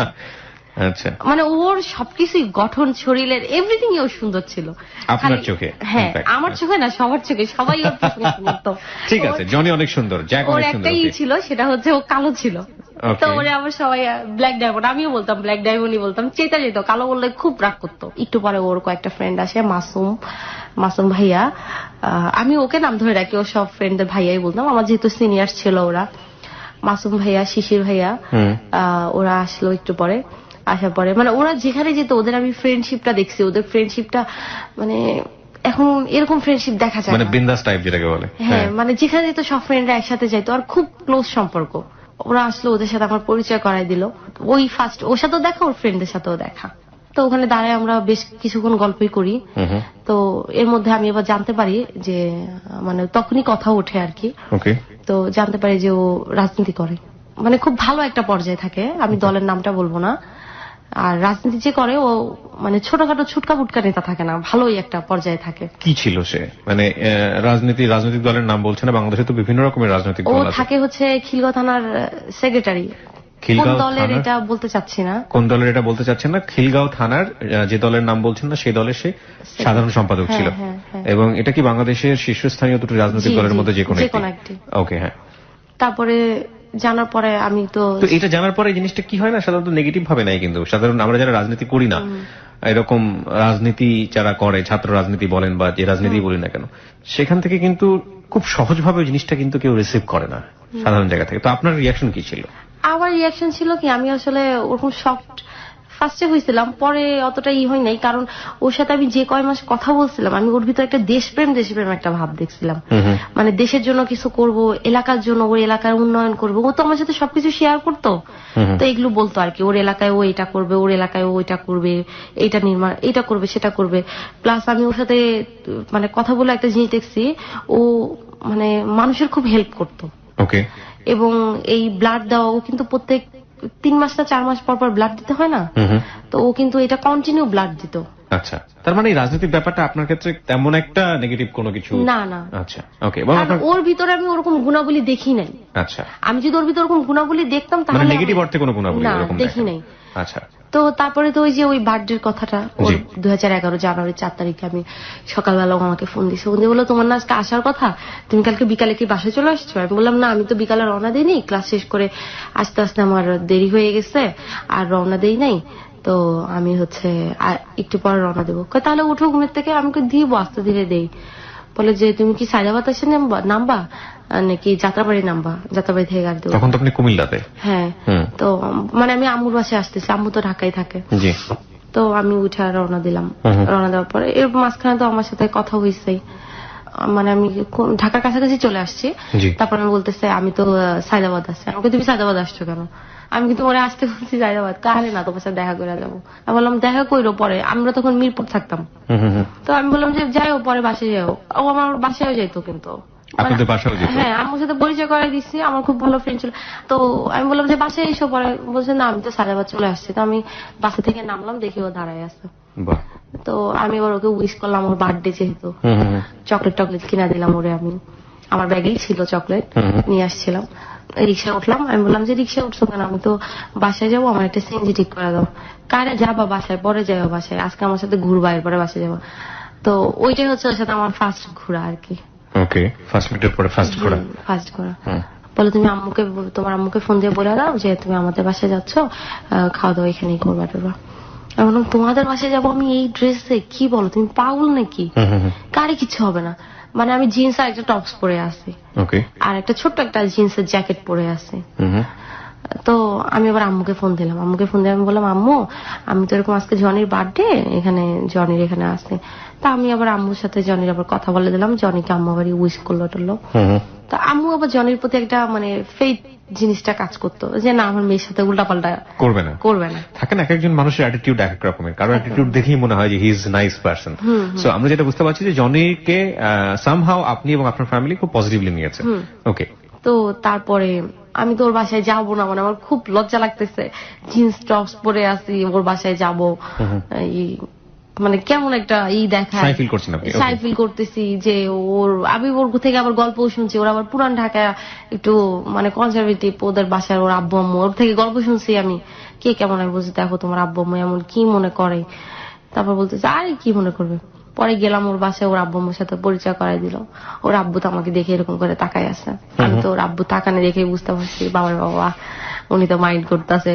তারপরে খাওয়া দাওয়া করলাম, খাওয়া দাওয়া করে বের হয়ে আসলাম। বের হওয়ার পরে আমরা মৌচাকে আর কি আনারকলি মার্কেটের ওখানে গেলাম। ওখানে যে ওর ফ্রেন্ড সব আসলো, সব মিলা ধুমছে আড্ডা মারা। আড্ডা মারতেছি, এরপরে প্রায় 8টার মতো বাজে গেল। এরপরে আমি বললাম যে বাসায় চলে যাওয়া দরকার। তারপর আমাকে বাসায় দিয়ে আসলো। ঢাকায় থাকলাম 2-3 দিন, আবার ক্লাসের টাইম হয়ে গেল। পরে আবার কুমিল্লা চলে গেলাম। তার 2-3 মাস পরে ও আবার কুমিল্লা গেল। কুমিল্লা যাওয়ার পরে সারাদিন ঘুরলাম ফিরলাম। আমি আর আমার রুমমেট ছিল লতা আপু। তো লতা আপু আবার খুব ভালো গান গাইতে পারতো। তো লতা আপু ওকে আবার একদিন গান শোনাইছিল। গান শোনানোর পরে ও লতাপুর সাথে দেখা করবে। তো মূলত এই জন্যই আরো কুমিল্লাতে গেছিল যে লতাপুর সাথে দেখা করবে, প্লাস তোমার সাথে দেখা করবো, চলে আসবো। তো কুমিল্লা গেল, সারাদিন আমি লতাপু ঘুরলাম, বিকালবেলা ও রওনা দিয়ে দিল। এভাবেই চলতেছে ওর সাথে আমার। ও সকাল বিকাল আমাকে কন্টিনিউ ফোন দেয়। এর ভিতরে কিন্তু আমাকে নাজমুলও ফোন দেয়। নাজমুল কিন্তু ফোন দেওয়া অফ করে নাই। নাজমুল কিন্তু এখনো আমাকে রাজি করানোর চেষ্টাই করতেছে। ওর কথা একটাই যে আমার বাবা মা রাজি না হলে আমি তোমাকে বিয়ে করতে পারবো না, আমি আমার বাবা মাকে রাজি করবো। তা আমার কথা হচ্ছে তুমি তোমার বাবা মাকে রাজি করো, এখনো করো। আর জনির সাথে কিন্তু আমার প্রেম হচ্ছে না। জনির সাথে আমি ব্যাপারটা তখনও শেয়ার করি নাই। তো আমার রুমমেটরা, আমার লতাপু আমাকে বুঝাইলো যে দেখ মনীষা, আমার মনে হয় জনি তোকে লাইক করে। আমি বললাম না, জনি আমার লাইক করে না। তো লতাপু বলতেছে আরে মনীষা, জনি তোরে লাইক করে, ও তোকে কখনো বলবে না, ও ওরকম টাইপের ছেলে না, মানে তুই 8-10টা ছেলের সাথে ওরে মিলাইস না। বললাম করলে করুক, আমার তো আর বলে না। কয় তুই একটা কাজ করতে নাজমুলের সাথে করে ফেলে। আমি তো নাজমুলের সাথে আমার ব্রেক করে ফেলছি, ও যদি আমাকে ফোন দেয় আমার কি করার আছে। তারপরে লতাপ আমাকে বুঝাচ্ছে যে মনীষা তোর লাইফের তো এমনিতেই এরকম অবস্থা, জনি যদি তোকে প্রপোজ করে তুই রাজি হয়ে যাস। আমি আরে লতাপু কি বলো, ও রাজনীতি করে, ওর লাইফের কোনো সিকিউর আছে, প্লাস না সম্ভব না। আর ওর বাবা মাও যে রাজি হবে এর কিসের গ্যারান্টি। লতাপু আমাকে বলতেছে দেখ মনীষা, জনি এমন একটা ছেলে, আমার মনে হয় যে জনি যদি তোকে প্রপোজ করে তো রাজি হয়ে যাওয়া উচিত। এবং জনি নাজমুলের মতো ওই কাজটা করবে না বা ওই কথাটা বলবে না যে আমার বাবা মা রাজি হলে তোমাকে বিয়ে করবো, তা না হলে না। জনি এমন একটা ছেলে যে ও তোকে অনেক হ্যাপিও রাখবে, প্লাস ও সবকিছু ঠিক করে ও তোকে বলবে। আচ্ছা, তা এটা আমার লতাপুর আলোচনায় থাকে আর কি। তো তারপরে 2011 মাঝামাঝি দিয়ে হঠাৎ করে আমি জনির সাথে কথা বলা বন্ধ করে দিই। কোনো কারণ ছিল কি? কোনো কারণ ছিল বলতে কি, আমার কাছে কেন জানি মনে হচ্ছে জনি আমাকে পছন্দ করে। তো 11 মাঝামাঝি দিয়ে আমি বুঝতে পারি যে ও আসলে আমাকে পছন্দ করে। ফোন দিলে আমি ইগনোর করা শুরু করে দিই। কারণটাই হচ্ছে ওই যে নাজমুলের থেকে আমি যে ব্যাপারটা পাইছি, ওর ফ্যামিলি রাজি হয় নাই, আমি আর চাচ্ছিলাম না কোনো প্রেমে যাইতে। আবার প্রেম টেম করবো, আবার এরকম কাহিনী হবে, বাবা এসব দরকারই নাই আমার। তখনও জনি আমাকে বলে যে তুমি আমাকে ইগনোর করতেছো কেন, কারণ কি? আমি বললাম দেখো জনি, আমি আসলে চাচ্ছি না, আমি চাচ্ছি আমাদের সম্পর্কটা যেমন ছিল এরকমই থাক। আমি বললাম তুমি যা ভাবতেছো এরকম তো এটা সম্ভব না। কেন সম্ভব না? কেন আমি কোন দিক দিয়ে খারাপ? আমি বললাম দেখো, খারাপটা মেন কথা না, খারাপ আমি, আমার প্রবলেম, তোমার কোনো প্রবলেম নেই। তারপর বলতেছে যে তোমার এই প্রবলেম, আমার কাছে কোনো প্রবলেম না। তা আমি বললাম প্রবলেম না তোমার ফ্যামিলির জন্য, আমার ফ্যামিলির কাছে কোনো প্রবলেম না। মানে আপনি আপনার ব্রোকেন ফ্যামিলির কথা বললেন, রাইট? ওকে। কেন সম্ভব না কেন? আমি বলি তুমি রাজনীতি করো, তোমার লাইফের কোনো সিকিউর নাই, কোনো নাই, যে কোনো মুহূর্তে। এটা একটা ফ্যাক্ট, রাইট? খুব রাজি করানোর চেষ্টা করতেছে আমাকে, কিন্তু আমি রাজি হচ্ছি না। এক পর্যায়ে খুব রাগই করে, রাগ করে আমাকে ফোন দেওয়া বন্ধ করে দেয়। আচ্ছা। হঠাৎ করে 3-4 দিন পরে আমাকে ফোন দেয়। ফোন দিয়ে আমাকে বলে কি, মনীষা আমার তো একটা প্রেম হয়ে গেছে। আমি বললাম ভালো তো, গুড নিউজ। আমি শুনে যে আসলে তখন খারাপ লাগতেছে এরকম কোনো কিছু না, ও ভাবতেছে আমার হয়তো খারাপ লাগছে, এক ধরনের জেলাসি তৈরি করা বা এক ধরনের করা। হ্যাঁ। মেয়ের নাম কি? বলতেছে ওর নাম তো মৌ। দাঁড়াও তোমার সাথে আমি কথা বলে দিব। আমি বললাম আমি কথা বলে কি বলবো, কারণ আমি তো তোমার ওই মেয়ের কাছে আবার সারাক্ষণ আমারই গল্প বলতো, মনীষা এটা, মনীষা সেটা। ঘন্টাখানেক পরে মেয়ের সাথে আমার কথা বলাই দিছে। কথা বলার পরে আপনার ফিলটা কি? কথা বলার পরেও ফিল তো তারপরে টু বি অনেস্ট আপনার কি ফিল হচ্ছিল সেই মুহূর্তে? কেমন যেন রাগ রাগ হচ্ছিল। সেটাই আমি এই ন্যাচারাল ফিলটাই জানতে চাচ্ছিলাম। তারপরে জনিকে বললাম যে হ্যাঁ কনগ্রেস, এই সেই প্রেম করতেছে ভালো। বলতেছে যে উফ কিরকম যেন পুরো একটা গন্ধ লাগতেছে, পুরো গন্ধ লাগতেছে। আমার রুমে তো কয়েল চলতেছে, তুই মনে হয় কয়েলের গন্ধ পাইতে। তারপরে আমি বলতেছি আচ্ছা ঠিক আছে রাখি বাই। আচ্ছা আমি এই যে ফোন রাখছি, আমি এরপরেও ফোন দিলে আমি ফোন ধরতাম না। দেখা যাচ্ছে 2 দিন 3 দিন ধরে আমাকে ফোন দিয়েই যায়। লতাপুকে ফোন দেয়, তাই আমার রুমমেট অন্য কাউকে ফোন দিচ্ছে। তো তারপরে 2-3 দিন পর আমি ফোন ধরতাম। ফোন ধরলাম কি ব্যাপার, কি হয়েছে, তোমার গার্লফ্রেন্ড মাইন্ড করবে না, তুমি এত ফোন দাও কেন আমাকে? তুমি আমার সাথে কথা বললে তোমার সমস্যা দেখি, আমরা তো ফ্রেন্ড, তুমি বলছো না আমরা ফ্রেন্ড, আমরা তো ফ্রেন্ডই আছি, তো এখানে সমস্যা কোথায়? আমি বললাম না কোনো সমস্যা নেই, দেখো অনেক সময় তো ফ্রেন্ডশিপটা তোমার গার্লফ্রেন্ড ভালোভাবে না, এটা আমার ব্যক্তিগত ব্যাপার। তো তারপর আমি ফোন ধরতাম না 2 দিন 3 দিন পরে। মানে আমার একটা রাগও কাজ করতো, এটা কোন ধরনের ব্যাপার হলো রে বাবা, তুই আমার বললি আমার তোর ভাল লাগে, আমি রাজি হইলাম না, এর লেগে তুই মানে আরেকজনের সাথে প্রেম করবি, এটা কোন ধরনের কথা হইলো? মানে কেমন ফাতরা টাইপসের ছেলে। কয়েকদিন পরে এরকম যাচ্ছেই ওর গার্লফ্রেন্ডের সাথে আমার নিয়েও ঝামেলা হয়েছে। ওর গার্লফ্রেন্ড ওকে বলছে যে হ্যাঁ তুমি ওর সাথে কথা বলবা, তা নাহলে আমার সাথে কথা বলবা। ও আবার এই কথা ফোন দিয়ে আমাকে বলছে। আমাকে তাহলে ফোন দাও কেন? ফোন দিয়ে আবার তুইও বলতাম, আমি ওকে তুমি যে বলতাম সবসময় তা না, তুইও বলতাম। তো বলতেছে যে না আমার তো তোমার সাথে কথা না বললে ভালো লাগে না, তোমার সাথে শেয়ার না করলে আমার ভালো লাগে না। আমি শোনো তুমি একটা ফালতু আর তোমার গার্লফ্রেন্ড হচ্ছে আরেকটা ফালতু, 2 ফালতু মিলায় তোমাদের এই অবস্থা, তাহলে জগতের সবচেয়ে ভালো হচ্ছে তুমি না? আমি তো ভালোই, আমি কি খারাপ নাকি? তোমার গার্লফ্রেন্ড হচ্ছে একটা আস্তা ফালতু একটা মেয়ে। বলতেছে তুমি কিভাবে বুঝলো ফালতু? আমি কি শোনো, আমি হোস্টেলে থাকি, মেয়েদের সাইকো সম্পর্কে আমি বুঝি। ওই মেয়ে হচ্ছে একটা ফালতু একটা মেয়ে, ওই মেয়ে যাই দেখো তোমার নাকে দড়ি দিয়ে ঘুরাইতেছে, আরো কত ছেলের সাথে প্রেম করে। তো জনি বলতেছে করলে করুক, এটা আমার গার্লফ্রেন্ডের ব্যাপার, এটা তোমার ব্যাপার কি? তোমার এত কথার কি দরকার? তো ওই মেয়ে আবার করছে কি, মেয়ের একটা ফ্রেন্ড দ্বারা আমার কাছে ফোন করাইছে। আমি ছেলের বই কাটুকে আমি ফোনটা রেখে দিয়েছি। আচ্ছা মানে একটা জিনিস কি মানে পরিষ্কার, আলটিমেটলি জনি কি মেয়েটার সাথে প্রেম করছিল নাকি আপনাকে?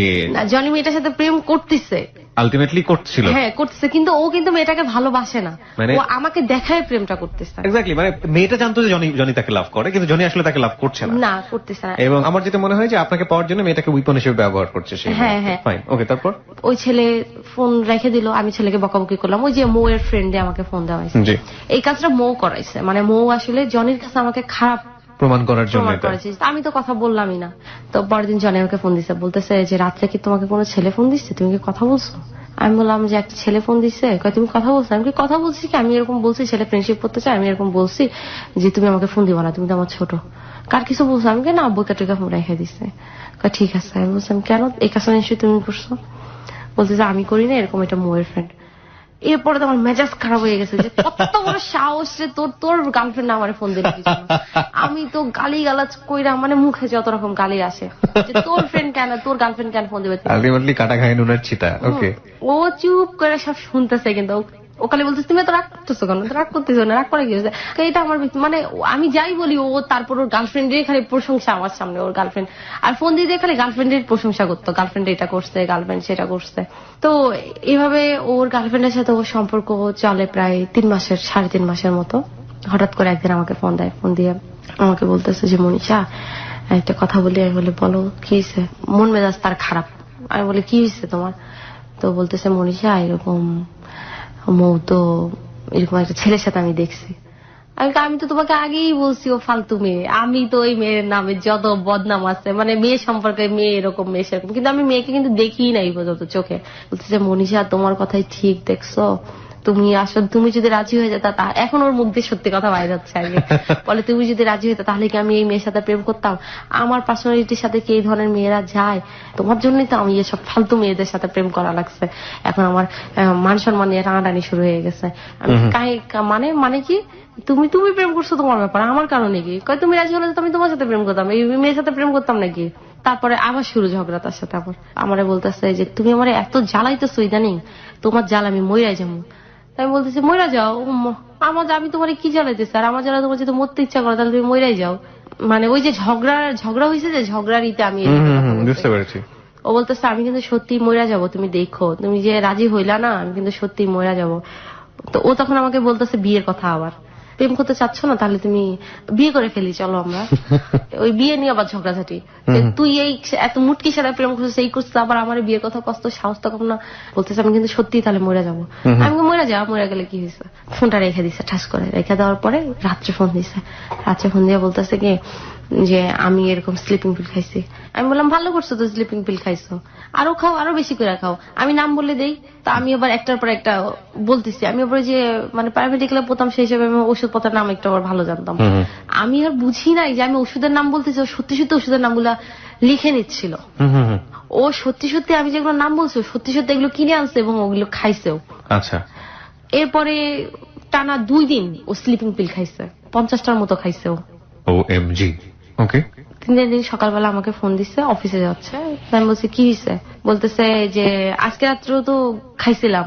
আমি কে ভালো করছো তো, এখনো তো মরো নাই, মরবা না তো, শয়তান মানুষের তাড়াতাড়ি মরে না, এরকম ভাবে বলতেছি আমি। কয় না ঠিকই বলছো, আমি মরতাছি না কেন বলো তো, 50টার মতো ওষুধ খাইলাম এরপর মরতাছি না। আমি বলতেছি 50টার মতো খাই বলছো, 100টার মতো খাও তাহলে মরবা। আমি ওষুধের নামগুলো বলে দিছি, তোমার মনে নাই? তা বলতেছে আমি তো ওগুলোই কিনাই না খাইছি।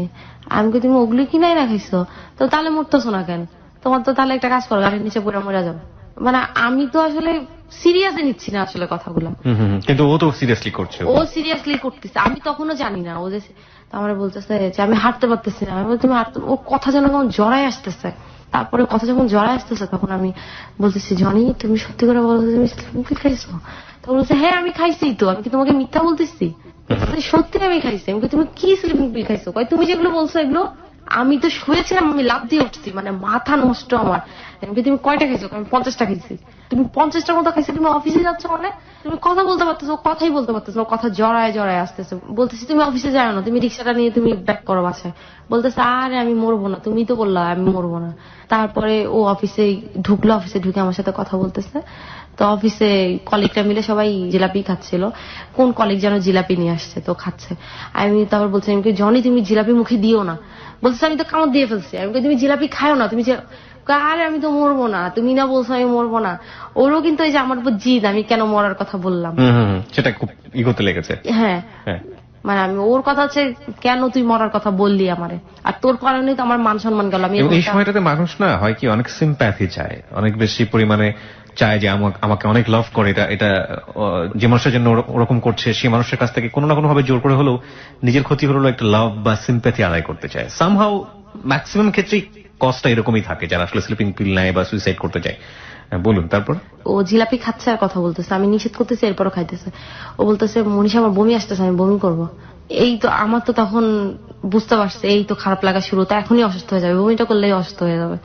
আমি ফোন লাইন কাটে নেই, ও যে বমি করতেছে আমি শুনতেছি। ওর কলিগরা এসে ওরা ধরছে যে জনি ভাই কি হয়েছে কি হয়েছে।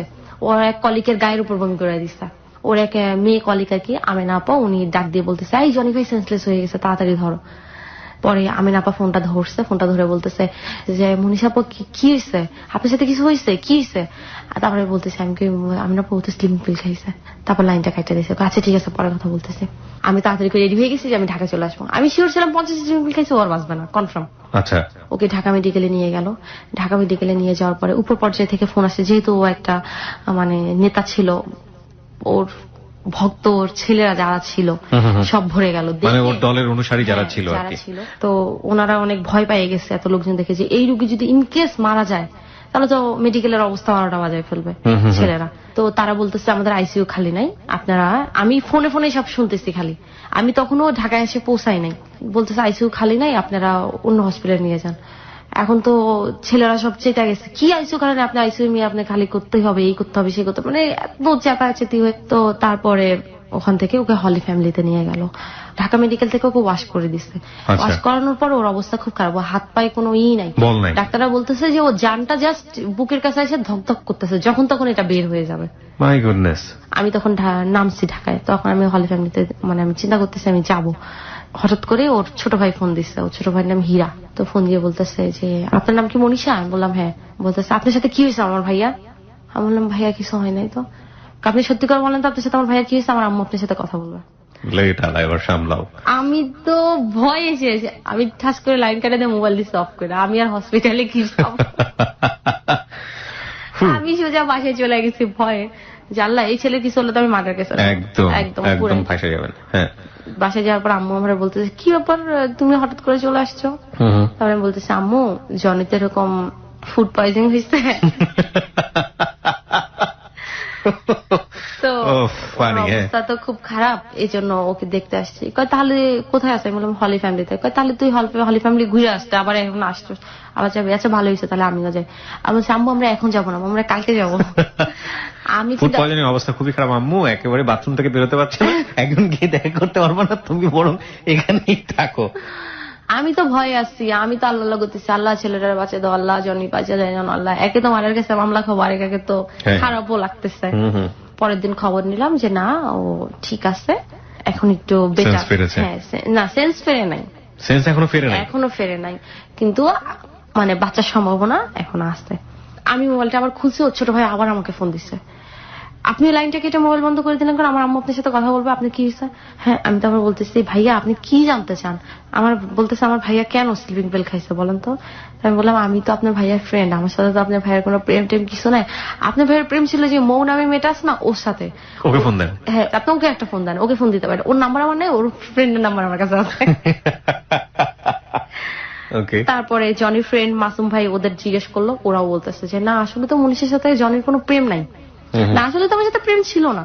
এগুলো গেল, যাওয়ার পরে ওর 4 দিনের দিন ওর সেন্স আসছে। তা আমি তো ফোনে খবর নিচ্ছি ওর ফ্রেন্ডদের থেকে। 4 দিন ওর সেন্স আসার পরে ও আমাকে ফোন দিছে। ফোন দেওয়ার পরে মানে এত আস্তে আস্তে কথা বলতেছে, ওর কথা আমি লাউড স্পিকার দিয়ে শুনতে পাচ্ছি না, পরে হেডফোন লাগাইছি, এত আস্তে। আমি বলছি তোমার সেন্স আসছে?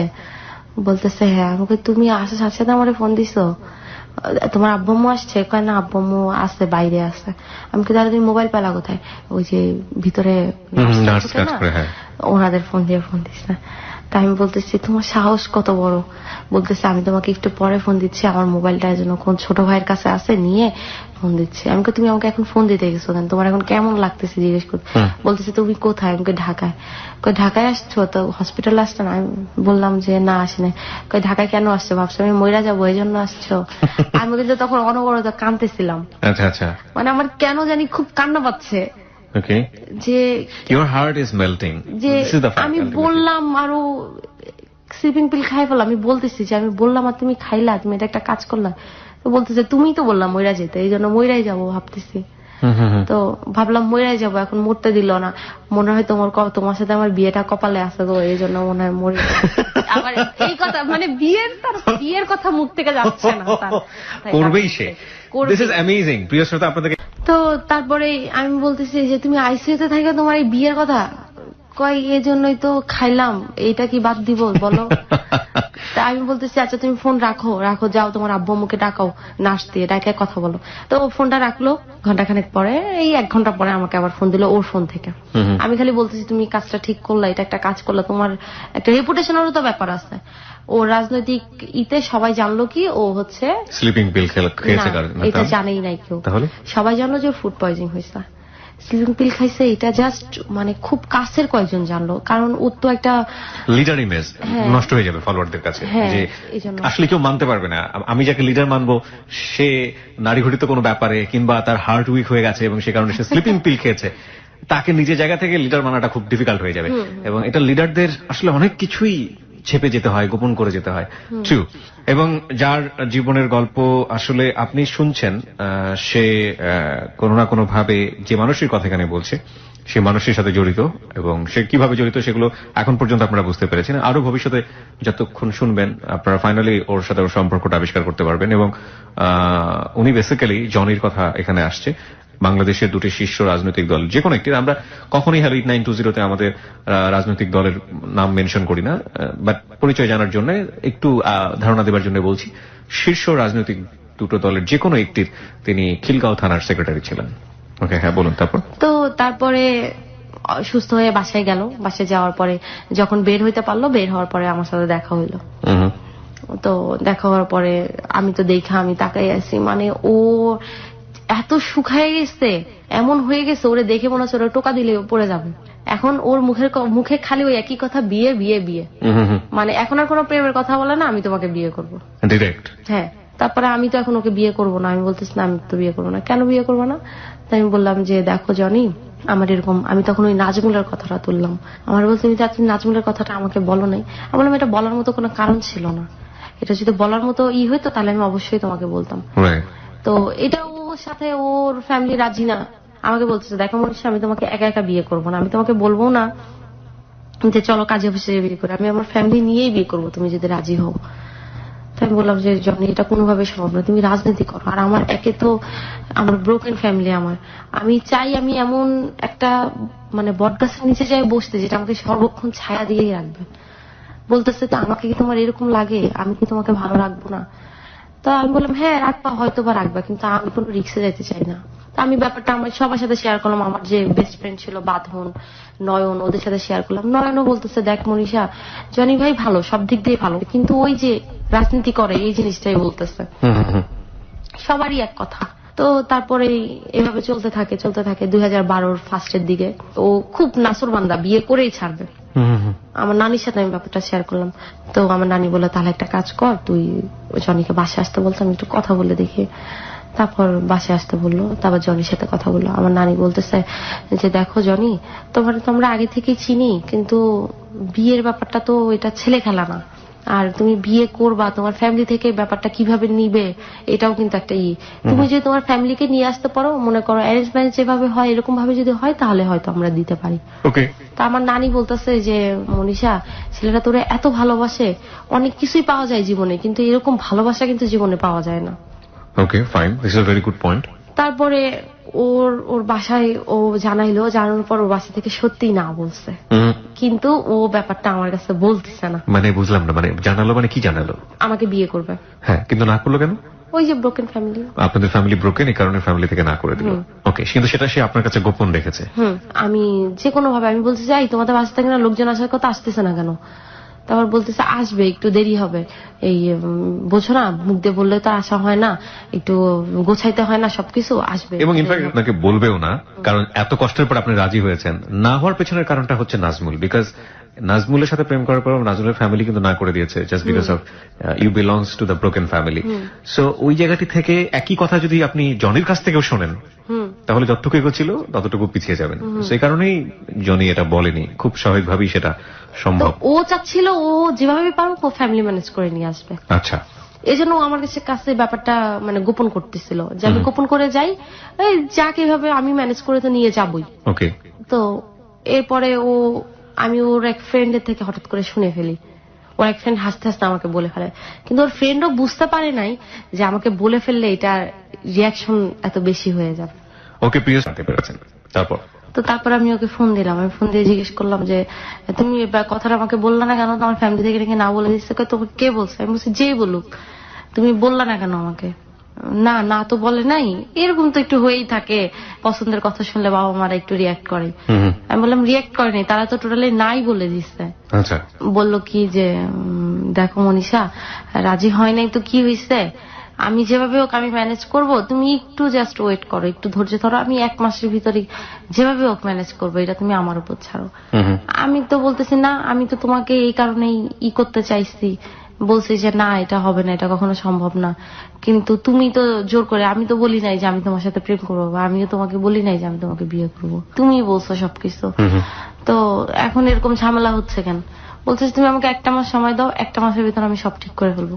এই আবার ঝগড়াঝাটি এসব ব্যাপার নিয়ে। তো তারপরে আমি রাগারাগি করে আমি ফোন রেখে দিচ্ছি। আমি বলছি তুমি আমাকে আর ফোনই দিবা না। বলতেছে ফোন দিব না, এটা মানে আরেক ধরনের জটিলতা তৈরি হলো আপনাদের সম্পর্কের মধ্যে। ফোন দিব না কেন?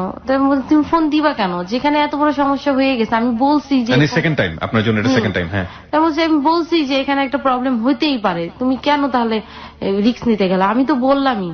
বাংলাদেশের ব্রোকেন ফ্যামিলির বিয়ে নিয়ে ও যে ঘটনাটা বলছে সেটা আসলে মোস্ট কমন একটা কেস।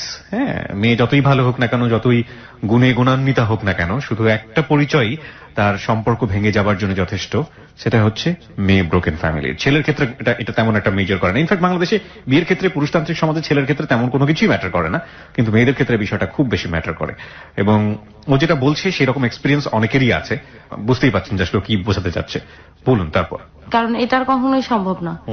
আর তুমি তোমার আব্বু আম্মুকে যেভাবেই হোক ম্যানেজ করবা, ম্যানেজ করে বিয়ে করবা, কিন্তু আমি সারা জীবন তো ওনাদের চোখে কালার হয়ে থাকবো যে আমার ছেলেরে কি করছে না কি করছে, আমার ছেলে এই মেয়ের জন্য পাগল হয়ে গেছে, লাস্টে আমরা প্রেসারে পড়ে রাজি হয়েছি, এই কথাটা আমার সারা জীবন শুনতে হবে। তো তারপরেও ফোন দিতেছে আমার, মানে বুঝানোর যেভাবে পারে বুঝানোর চেষ্টা করতেছে আর কি।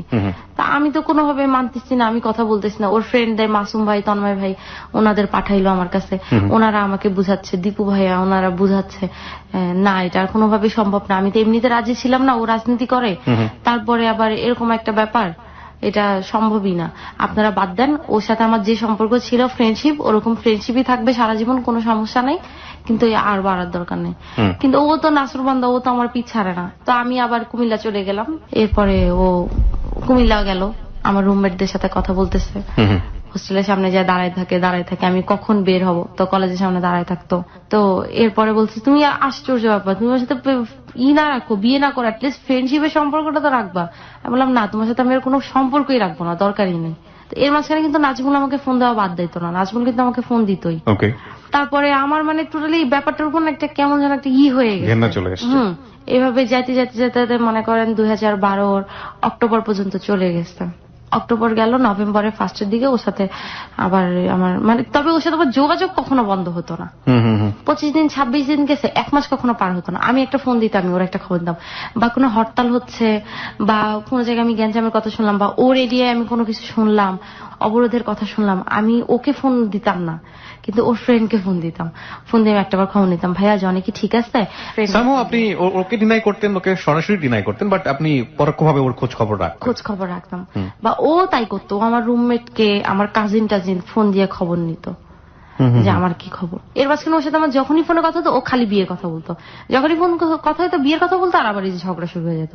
ঝগড়া হলে আবার কথা বলা বন্ধ করে দিতাম, আবার এই যে 20 দিন 25 দিন কথা বলতাম না, আবার হয়তো আমি ফোন দিচ্ছি, তা নাহলে ও ফোন দিচ্ছে, আবার ওই যখনই একটু ঘন্টাখানেক কথা বলতাম, আবার বিয়ের কথা বলতো, আবার এরকম ঝগড়া হতো।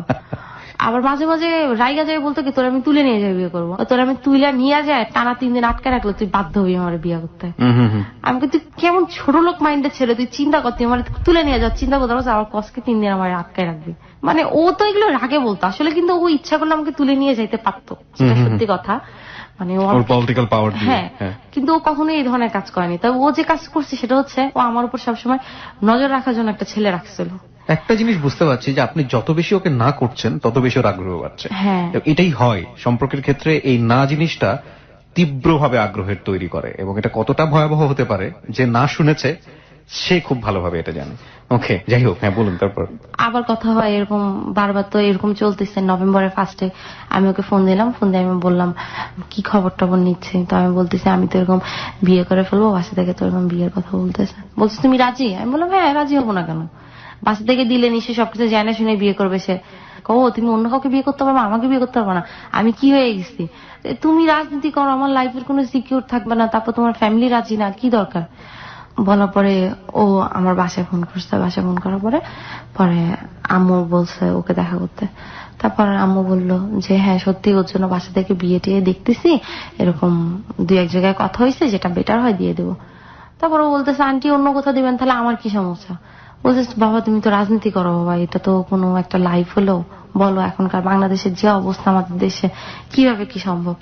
বলতেছে আমি তো আপনার মেয়েকে হ্যাপি রাখবো, এটা কি এই বিশ্বাসটাও কি আপনি আমাকে আমার উপর রাখেন না? বলছে তোমার উপর তো বিশ্বাস রাখি, না রাখলে কি এই যে তোমার বাসা পর্যন্ত আসো, আমরা কখনো কিছু বলি না, একটু বিশ্বাস আছে দেখেই তো, বা একবার বিয়ের কথা হয়েছেও তোমার সাথে, তোমার আব্বু আম্মুকে আনতে পারো নাই। মানে আম্মু আবার চাইতো যে হ্যাঁ ওর সাথে বিয়ে হোক আমার, মানে আম্মু আসলে ওকে পছন্দ করতো। ছেলে হিসেবে আমার মেয়ের জন্য এর থেকে পারফেক্টটা ছেলে হয়ই না, আর যাই না হোক ও আমার মেয়েকে এত ভালোবাসা আর কেউ দিতে পারবে না। আম্মু সবচেয়ে বড় কথাই ছিল এটা। তারপরে আম্মু বলতে ঠিক আছে তাহলে একটা কাজ করো, আমি যেভাবে পারি মনীষাকে, মানে এটা আম্মু আর ওর চুক্তি হয়েছে, এটা আমি পরে জানতে পারছি, তখন জানতে পারি নাই। তো তারপরে আম্মু বললো যে ঠিক আছে আমি ওকে ম্যানেজ করবো, তুমি তাহলে একটা কাজ করো, তুমি তোমার ফ্যামিলি ম্যানেজ করে আসো, আর আমি কিন্তু বিয়ে দিলে আমি সবাইকে জানাই যে কিছুদিনের ভিতরেই ডেট ফিক্স করে ফেলবো।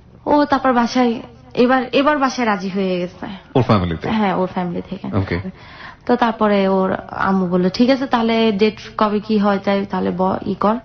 তারপরে আমাকে বলে আমি তো রাজি না, এখন আমার আম্মু তো মানে আমাকে বিয়ে দিবেই জনির কাছে। আমি বলছি না আম্মু আমি বিয়ে করবো না, আমি এখন তো বিয়ে করবো না। তারপরে আমি একটু রাজি হয়েছিলাম তোমার কথা, আমি তো ওকে বিয়ে করবোই না, অসম্ভব ব্যাপার। ওকে আমি বিয়ে করে যাই আর ওর মা আমাকে বলুক যে হ্যাঁ তুমি আমার ছেলেকে কি করছো, জাদু টোনা করছো, আমার ছেলে তোমার ছাড়া অন্য করে বিয়ে করলো না, আমরা তো প্রেসারে পরে রাজি হয়েছি, সারা জীবন আমি এই কথার দাবির নিচে থাকি, আমি তোকে বিয়ে করবোই না। আর তারপরে ও রাজনীতি করে, ওর লাইফের কোনো নাই, আমি করবো না। আম্মু বলতেছে তুই যদি ওকে বিয়ে না করিস তাহলে কিন্তু আমি এই যে সন্ধ্যার সময় বলতেছি আমি গলা দিয়ে মরে যাবো। মানে এগুলো হচ্ছে আমার আম্মু আর ওর হচ্ছে সাজানো প্ল্যান আমাকে রাজি করানোর। আর এরপরে সারা রাত আম্মু অনেক বুঝাইলো টুঝাইলো, যাই হোক আম্মু অনেক ইমোশনাল ব্ল্যাকমেল যা বলে আর কি। তো তারপরে রাজি হইলাম 2012 নভেম্বরের 18 তারিখে। আমি ওকে ফোন দিয়ে বললাম যে আমি তো বিয়েতে রাজি, এবার তুমি খুশি তো, খুশি হইছো, এবার হাসি দাও হাসি দাও। মানে সে আর কোনো কথা বলে না, সে চুপ, মানে টানা 1-1.5 মিনিটের মতো চুপ, কোনো কথা বলে না। পরে শুনছি তখন সে টাইমে সে কি করছিল, কি করেছিল, সে নাকি মোবাইলটা পকেটের ভিতরে ঢুকে জোরে লাফালাফি শুরু করে মোস্ট হ্যাপিয়েস্ট মোমেন্ট। তো আমি তো করতেছি তখন হাসতেছে, বুঝতেছি আমি তোমার খুব খুশি হইতেছে না, খুব খুশি হইতেছে যে বিয়ে করতে পারতেছো না। আপনি খুশি ছিলেন না? এইটাই হয়, আমি জানি না মেয়েরা কেন জানি এই জায়গাটাতে কেন জানি নিজেদেরকে অনেক বেশি হাইড করে। এরপরে বললাম এই কথা বলার পরে তারপর তো বিয়ে শপিং টপিং শুরু, আমি নিজেই বিয়ে শপিং টপিং করতেছি, যেহেতু বাসায় আমার কোন পুরুষ লোক নাই, বাবা নাই, তো আমার নিজের সবকিছু নিজেরই করতে হচ্ছে। শুক্রবার আমাদের বিয়ে 23 তারিখে, আর 22 তারিখ রাত্রে মিরপুরে একটা কনসার্ট হচ্ছে। তো আমি ওকে বলতেছি যে আমি তো এরকম কনসার্টে যাচ্ছি, কয় তোমার না আজকে গায়ে হলুদ, আমি গায়ে হলুদ তো রাত্রে হবে, আর আমি তো সন্ধ্যার দিকে যাচ্ছি, চলে আসবো, সমস্যা নাই। তো গেলাম, যাওয়ার পরে তো ওই দিন আবার গায়ে হলুদ দেখে, মানে তো ঘরোয়া ভাবে হচ্ছে, খুব একটা বড় করে হচ্ছে না, কারণ 4 দিনের নোটিশে আমাদের বিয়ে হয়েছে, তো ঘরোয়া ভাবে হচ্ছে। বললাম ওভাবে তো গায়ে হলুদ করবে না, ছোটখাটো করে করবে, কোনো সমস্যা হবে না। তো ওখানে যাওয়ার পর তারপরে হলুদ টলুদ দিল গায়ে, দেওয়ার পরে ওর সাথে কথা টথা বললাম রাত্রে। পরের দিন মানে সে তো মহা খুশি, তার তো খুশির অন্ত নাই, এমন অবস্থা। পরের দিন বিয়ে সকালবেলা উঠে আমি পার্লারে গেলাম, পার্লারে যাওয়ার সময় কথা বললাম ওর সাথে, তারপর তো আর কথা বলতে পারি না।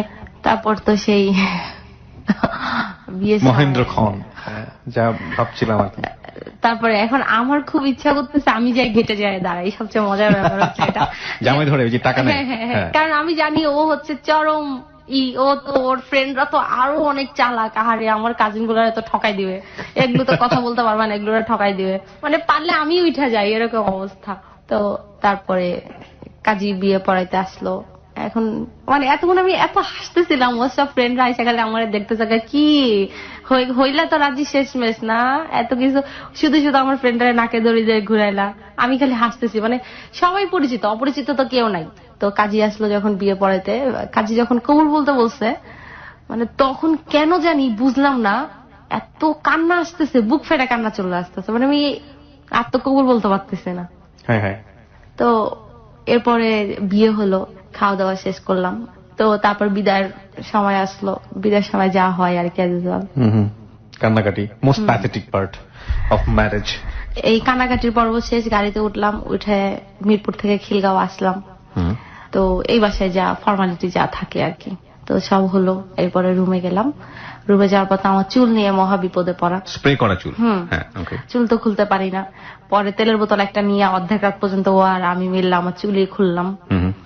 এরপরে আমি বললাম, আর বিয়ের আগে আমার কমন কেস, বিয়ের প্রথম রাতের মনে হয় মোস্ট কমন কেস হচ্ছে এটা, যে কারণে বলছিলাম। ওকে, হ্যাঁ বলুন। তারপরে আর বিয়ের আগে ওকে আমি কন্ডিশন দিচ্ছিলাম যে আমি কখনো মশারি টাঙাইতে পারবো না, বিস্তার ঝাড়ে ঘুমাইতে পারবো না, কয়েল ধরাতে পারবো না। হ্যাঁ, এই কাজগুলো ওর অবশ্যই করতে হবে।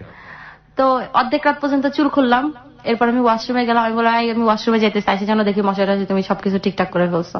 আসে দেখি বিছানাটা ঘুমাইছে আর হাসতেছে। আমি বলছি তুমি হাসতেছো কেন? কেউ আমাকে বলছিল যে আমি একটা রিক্সাওয়ালাকে বিয়ে করবো, তারপর তোর মতো ছেলেরা বিয়ে করবো না। তো লাস্ট ফিনিশিং কি হইলো, আমার ঘরেই থাকতে হইলো, আমার সাথেই থাকতে হইতাছে। কি আর বলার আছে, আসলে বিয়ে তো করেই ফেলছি। তো খুব ভালো সময় যাচ্ছিল বিয়ের প্রথম দিন 3 দিন ভালো। 8 দিনের দিনে তো আবার যাইতে হয় আমাদের বাড়িতে, তো 8 দিনের দিন আমাকে দিয়ে আসলো ওখানে। আমার সাথে ওর সম্পর্কটাই ছিল এরকম। এই 8 দিন পর্যন্ত কিন্তু ওর সাথে আমার অনেকবার ঝগড়াঝাটিও হয়েছে। 8 দিন 100 বার মনে হয় ঝগড়া হয়েছে। 100 বারই আমি এখন চলে যাবো আমার বাসায়, তুই থাক তোরের মতো, কিন্তু একবারও আমি যাই না।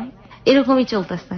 8 দিন বাসায় গেলাম। বাসায় যাওয়ার পরে ওখান থেকে আমি বলতেছি আমি এখন আর আসবো না, আমি তোর সাথে সংসার টংসার করবো না, আমার এসব চলবো না, সংসার টংসার আমার ভালো লাগে না।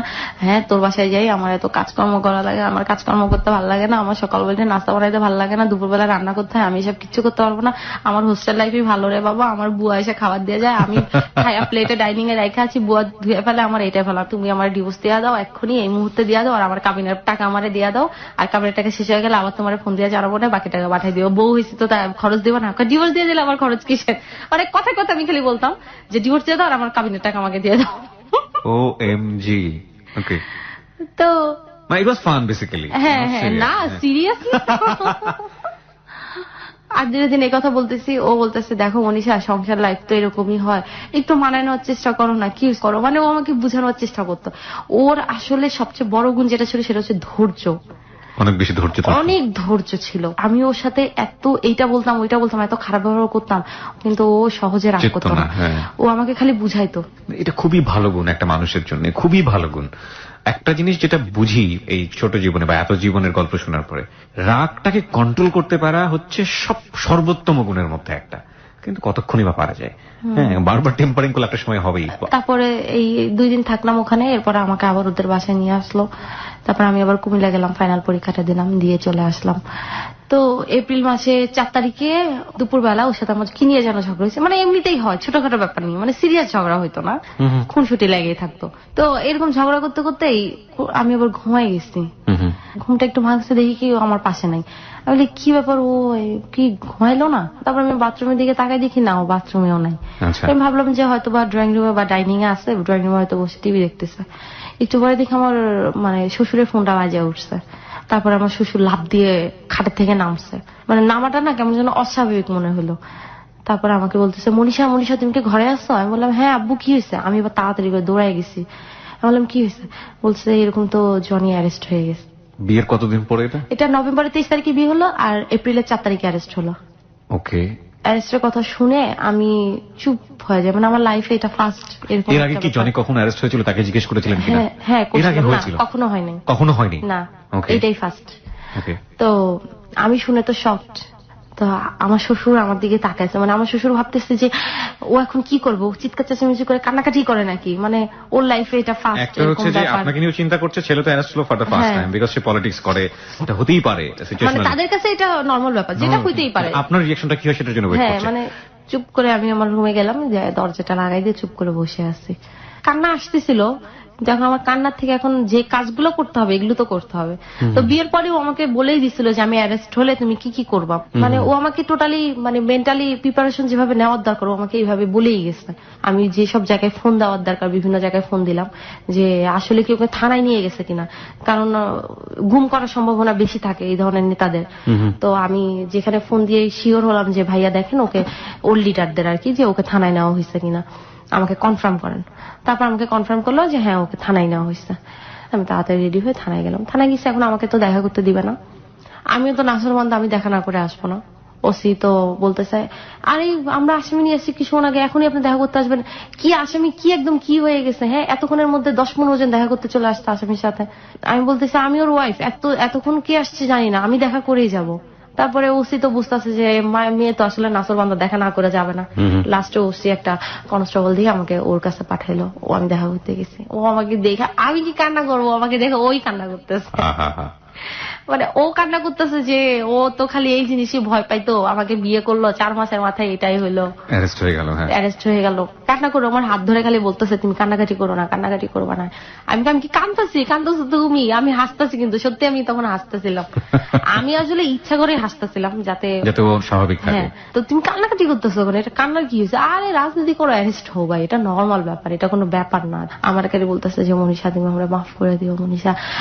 তো আসলে কিন্তু আমার কান্না আসতেছিল। তো যখন চলে আসবো ওর সাথে দেখা করে, তখন আমার আসলে আমার আর কান্না আমি আর ধরে রাখতে পারিনি, কান্নাই করে দিচ্ছি। তো চলে আসলাম পরের দিন। ও তো কোর্টে নিয়ে গেল, আমি কোর্টে গেলাম। কোর্টে ওখানেও কথা টথা বললাম। তারপরে আবার রিমান্ড চাইলো, 10 দিনের রিমান্ড চাইছে। পরে উকিল 3 দিনের ই করছে, 3 দিনের জন্য আবার থানায় নিয়ে আসলো। তো আমি তো থানায় এসে দেখা করলাম। এরপরে ওকে ঢাকা কেন্দ্রীয় কারাগারে পাঠানো হইলো। ওখানে ও জেলে থাকলো হচ্ছে 3 মাস। আচ্ছা, 2013 জুনের 13 তারিখে বের হইল। আর এর ভিতরে আমি সপ্তাহে 2-3 দিন ওর সাথে দেখা করতাম।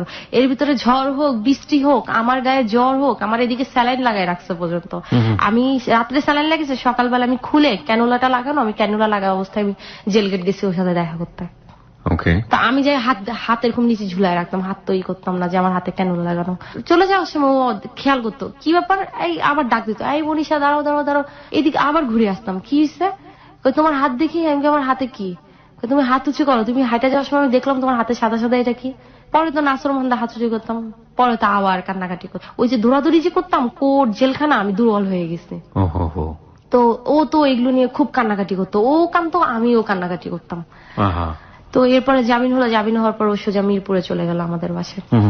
এরপরে আবার যাই হোক সবকিছু ঠিকঠাক হয়ে গেল। আমি চিন্তা করলাম যে এবার আমি ওরা ছাইড়াই দেবো, ডিভোর্স দিয়ে দেবো, আর এইভাবে সংসার করা সম্ভব না। কিন্তু ও বের হলো, বের হওয়ার পরে কি যে হইল, মানে ও বের হয়ে জেল গেট থেকে সোজা আমাদের বাসায় গেল। যাওয়ার পরে আমি বললাম যে জেল থেকে বের হয়েছে, আমি বললাম চুল টুল সব কাইটা আসো, সেলুনে যাও।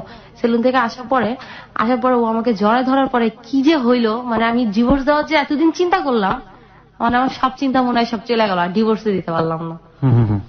তারপর আবার ঠিক হয়ে গেল, আবার শ্বশুরবাড়ি চলে আসলাম, আবার সংসার চলতেছে। ডিভোর্স হওয়ার কথা চিন্তা করছিলেন এই কারণে যে এই ধরনের লাইফ লিড করা আপনার জন্য খুব ডিফিকাল্ট ছিল।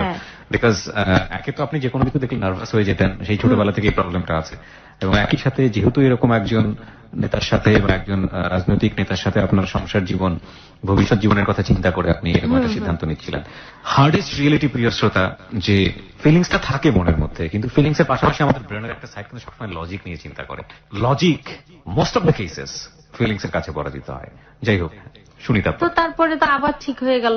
তো এখন চিন্তা করতেছি যে বেবি নিয়ে নেব, ট্রাই করতেছি আমরা বেবি নেওয়ার, এখন কনসেপ্ট হচ্ছে না। পরে ডাক্তার দেখালাম, ডাক্তার বললো যে আমার প্রবলেম আছে, হরমোনের প্রবলেম আছে, হরমোনের লেভেলটা বেশি, কনসেপ্ট করবে না। কনসেপ্ট করবে না মানে কি? কনসেপ্ট কখনোই করবেন না? কখনোই করবে না বলতে বছর খানেকের ভিতর করবে না, এটা আচ্ছা ট্রিটমেন্ট করতে হবে, বাকিটা আল্লাহ ভরসা।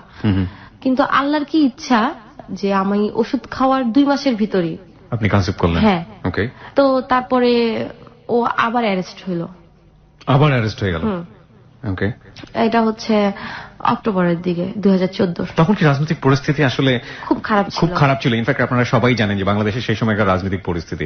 আর আমরা কিন্তু বারবারই বলছি যে যেই ভদ্রলোকটি, ওনার হাজব্যান্ড জনি, তিনি বাংলাদেশের শীর্ষস্থানীয় 2টি রাজনৈতিক দলের যে কোনো একটির খিলগাঁও থানার সেক্রেটারি ছিলেন। তো তারপরে যেদিন ও অ্যারেস্ট হবে ওই দিন ও আমাকে বলতেছে, মানে ওই দিন আমাদের ডাক্তারের কাছে যাওয়া, আমি কিন্তু তখনও জানি না আমি কনসেপ্ট করছি, কিন্তু আমি খাইতে পারতেছি না, বমি বমি হচ্ছে, মানে সব ধরনের সিমটমই ওই ধরনেরই। তো আমাকে বলতেছে যে তুমি একটা কাজ করো, তুমি খাওয়া দাওয়া করো, খাওয়া দাওয়া করে রেডি হও, রেডি হয়ে থাকো, আমি ওই একজন কমিশনার অসুস্থ, ওনাকে দেখতে যাবে। তো আমি বললাম যে তুমি যাচ্ছ এই অবস্থায়, দেশের অবস্থা ভালো না, যাওয়াটা ঠিক হবে না। বলে আমি দেখে চলে আসবো, তুমি রেডি হও খাওয়া দাওয়া করে। আমি বললাম তুমি খাওয়া দাওয়া করে? বলে না আমি খাওয়া দাওয়া করবো না, আমি আয়সা খাবো, তুমি রেডি হও, আমি তোমাকে ডাক্তারের কাছে নিয়ে যাবো। আমি মাত্র খাইতে বসছি আর এই সময় ওর এক ফ্রেন্ড ফোন দিচ্ছে, ফোন দিয়ে বলতেছে যে জনিতে এরকম অ্যারেস্ট হয়ে গেছে। কি আবার অ্যারেস্ট হয়েছে? আমি ওরা বারবার বললাম তুমি এখন বের হো না, এরপরও বের হইলো। আমি গালিগালাজ করতেছি ওরা। আমি তখন আমার আম্মুর বাসায়, আমি সোজা আবার আমার শ্বশুর বাড়িতে গেলাম, যাই দেখে আমার শাশুড়ি কান্নাকাটি করতেছে। আমি আবার যাদের কাছে ফোন দেওয়ার দরকার তাদের কাছে ফোন দিলাম। সবাই বললো যে মনীষা টেনশন করো না, সবাই বাসায় চলে আসলো অলরেডি। আমার শরীর খারাপ শুনে তো আরো ওর লিডাররা তাড়াতাড়ি বাসায় এসে আমাকে সান্ত্বনা দিচ্ছে যে এটা কোনো ব্যাপার না, আমরা যাও তাড়াতাড়ি সম্ভব বের করে ফেলবো। তা আমি আবার সন্ধ্যার দিকে ওর জন্য খাবার টাবার নিয়ে আমি আবার থানায় গেলাম। থানায় যাই, মানে আমি থানার গেটে যখন ও ঢুকবো গারদের গেটে, ও আমাকে দেখেই ননস্টপ কান্নাকাটি করতেছে। মানে আমার শরীর খারাপ এই অবস্থায়, মানে আমার এমন অবস্থা হয়েছে আমি খাওয়া দাওয়াই করতে পারতাম না, খাইতেই পারতাম না, আমি টোটালি স্যালাইনের উপরে থাকতাম। ও আমার দেখে খালি কান্নাকাটি করতেছে, বলতেছে তুমি কি ডাক্তারের কাছে গেছিলা? আমি বললাম গেছিলাম তো। বলছে যে ডাক্তারের কাছে গেছিলা, ডাক্তার রিপোর্ট দিছে? আমি বললাম না, ডাক্তার তো এখনো রিপোর্ট দেয় নাই, আমি টেস্ট করে আসছি, রিপোর্ট দেওয়ার কথা ছিল কিন্তু তোমার এখানে আসবো এই জন্য আমি রিপোর্ট নিয়ে আসি নাই, কালকে নিব। বলে তুমি কিন্তু ডাক্তার দেখাও, মেডিসিন টেডিসিন দিলে এগুলো খায়ও ঠিক মতো, কোনো ই করো না, আর আমার এবার বেশি দিন লাগবে না, আমি বের হয়ে আসবো। তো তারপর কোর্টে চালান করে দিল আবার ঢাকা কেন্দ্রীয় কারাগারে। তো এর মাঝখানে আমি রিপোর্ট পাইলাম যে আমি কনসেপ্ট করছি, আমার অলরেডি 3 মাস পার হয়ে গেছে। তো আমি এবার জেল গেটে জানাইলাম একজনকে, ওখানে একজন পরিচিত মানে জেলার ছিল, ওনাকে আমি ফোন দিয়ে জানাইলাম যে আপনার ভাইয়ের কাছে এরকম খবর দিয়ে দিয়েন যে ভাবি যে টেস্ট করছে ওইটা পজিটিভ হয়েছে। উনি কি শুনছে, উনি যাই বলছে ভাই ভাবি এরকম ফোন দিছে, ভাবি বলছে ভাবি যে টেস্টটা করছে ওটা নেগেটিভ হয়েছে। ও শুনেও আবার কান্নাকাটি শুরু করে দিচ্ছে। পজিটিভ আর নেগেটিভ শুনে নেগেটিভ বলার পর ও খুব কান্নাকাটি করছে। এই 2 দিন পরে আমি দেখা করতে গেছি, দেখা করতে যাওয়ার পরে আমার বলতেছে যে তুমি কি বেশি কান্নাকাটি করছো? আমি তো হাসতেছি, এখন বলতেছে তুমি কি বেশি কান্নাকাটি করছো? আমি বলছি না, কান্নাকাটি করবো কেন? আমি বলছি তুমি নিউজ পাইছো? বলতেছে আমি তো নিউজ পাইছি, নিউজ পাই তো আমার অবস্থা খারাপ, আমার মন মেজাজ এত খারাপ জানো। আমি তো অবাক হয়ে গেছি, মানে আমি তাকাই আছি, আমি কি ব্যাপার, ও খুশি হইলো না, ওর মন মেজাজ খারাপ হয়ে গেল, মানে এটা আমি মনে মনে ভাবতেছি। তো তারপর আমি বলতেছি তোমার মন খারাপ হয়েছে কেন, তুমি খুশি হইলা না? এতদিন ধরে এত ট্রিটমেন্ট করলাম, এত তুমি খুশি হইলা না? বলে খুশি হইলাম না মানে? আমি বললাম কেন, তোমার বলে না আমার পজিটিভ হয়েছে? পজিটিভ হয়েছে? ও তারপরে বলছে তোমার নেগেটিভ। তাই বলছি না আমার পজিটিভ হয়েছে। ও তো খুশিতে শেষ, বলছে আল্লাহ তাহলে তো আজকে যায় মনে আমার 8-10 কেজি মিষ্টি বিলাইতে হবে জেলখানার ভিতরে। তো তারপরে ঈদের আগে আমি ওকে বের করলাম, বের করার পরে বের হলো, এরপরে আমাদের আবার সময় ভালো হয়ে যাচ্ছে। এত টেক কেয়ার করতো। আমি প্রেগনেন্ট হয়েছি বলে না, বিয়ের পর থেকে আমাকে গোসল করাই দেওয়া, আমি গোসল করে কাপড় রেখে আসতাম, আমার কাপড়গুলো ধুয়ে আবার বাথরুমে রেখে আসতো। নাইরা দিলে ওর মা দেখবে না, ওর বাবা দেখবে, বলবে যে দেখছো বউয়ের সেবা করে, এই জন্য কাপড় চোপড় কাইচা ও বাথরুমে রেখে আসতো। বলতো মনীষা তুমি একটু নাইরা দাও, আব্বু আম্মু দেখলে মাইন্ড করবে। ওরা আম্মু মাঝে মাঝে বলতো যে তুই যে বিছনা টিছনা ঠিক করস, তোর বউ কিছু করে না, এগুলোতে বউ কিন্তু নষ্ট হয়ে যায়। কোনো কথা বলতো না, চুপ করে নিজের মতো নিজে করতে থাকতো, কোনো কথা বলতো না। তারপরে খাওয়াই দেওয়া আমাকে রাতের বেলা ম্যাক্সিমাম সময় হয়তো কি আমার ঘুম ধরছে, আমি ঘুমাই যেতাম, ও আইসা ওই খাবার নিয়ে টাইনা তুইলা খাওয়াই দিত। এই টেক কেয়ার গুলা না ওর বিয়ের পর থেকেই চলতেছিল। আর প্রেগনেন্ট হওয়ার পরে তো আর কি বলবো, প্রেগনেন্ট হওয়ার পরে ফজরে আজানের সময় উঠতো, ওইটা 2টা ডিম সিদ্ধ করতো, কইরা আইনা গরম পানির ভিতরে দিয়া রেখা দিত যাতে গরম গরম থাকে। হ্যাঁ হ্যাঁ, সকাল সকাল উঠতাম, আমি হাঁটতে বের হইতাম যাতে আমি হাঁটার আগে খায়া যাইতে পারি। তো এইভাবেই হইলো। এটা হচ্ছে জানুয়ারির দিকে দেশের অবস্থা খুবই খারাপ হয়ে গেল। হঠাৎ করেই জানুয়ারির এটা 16 তারিখে ও হঠাৎ করে আমরা খাওয়া দাওয়া করতেছি, রাত্রে একটা ফোন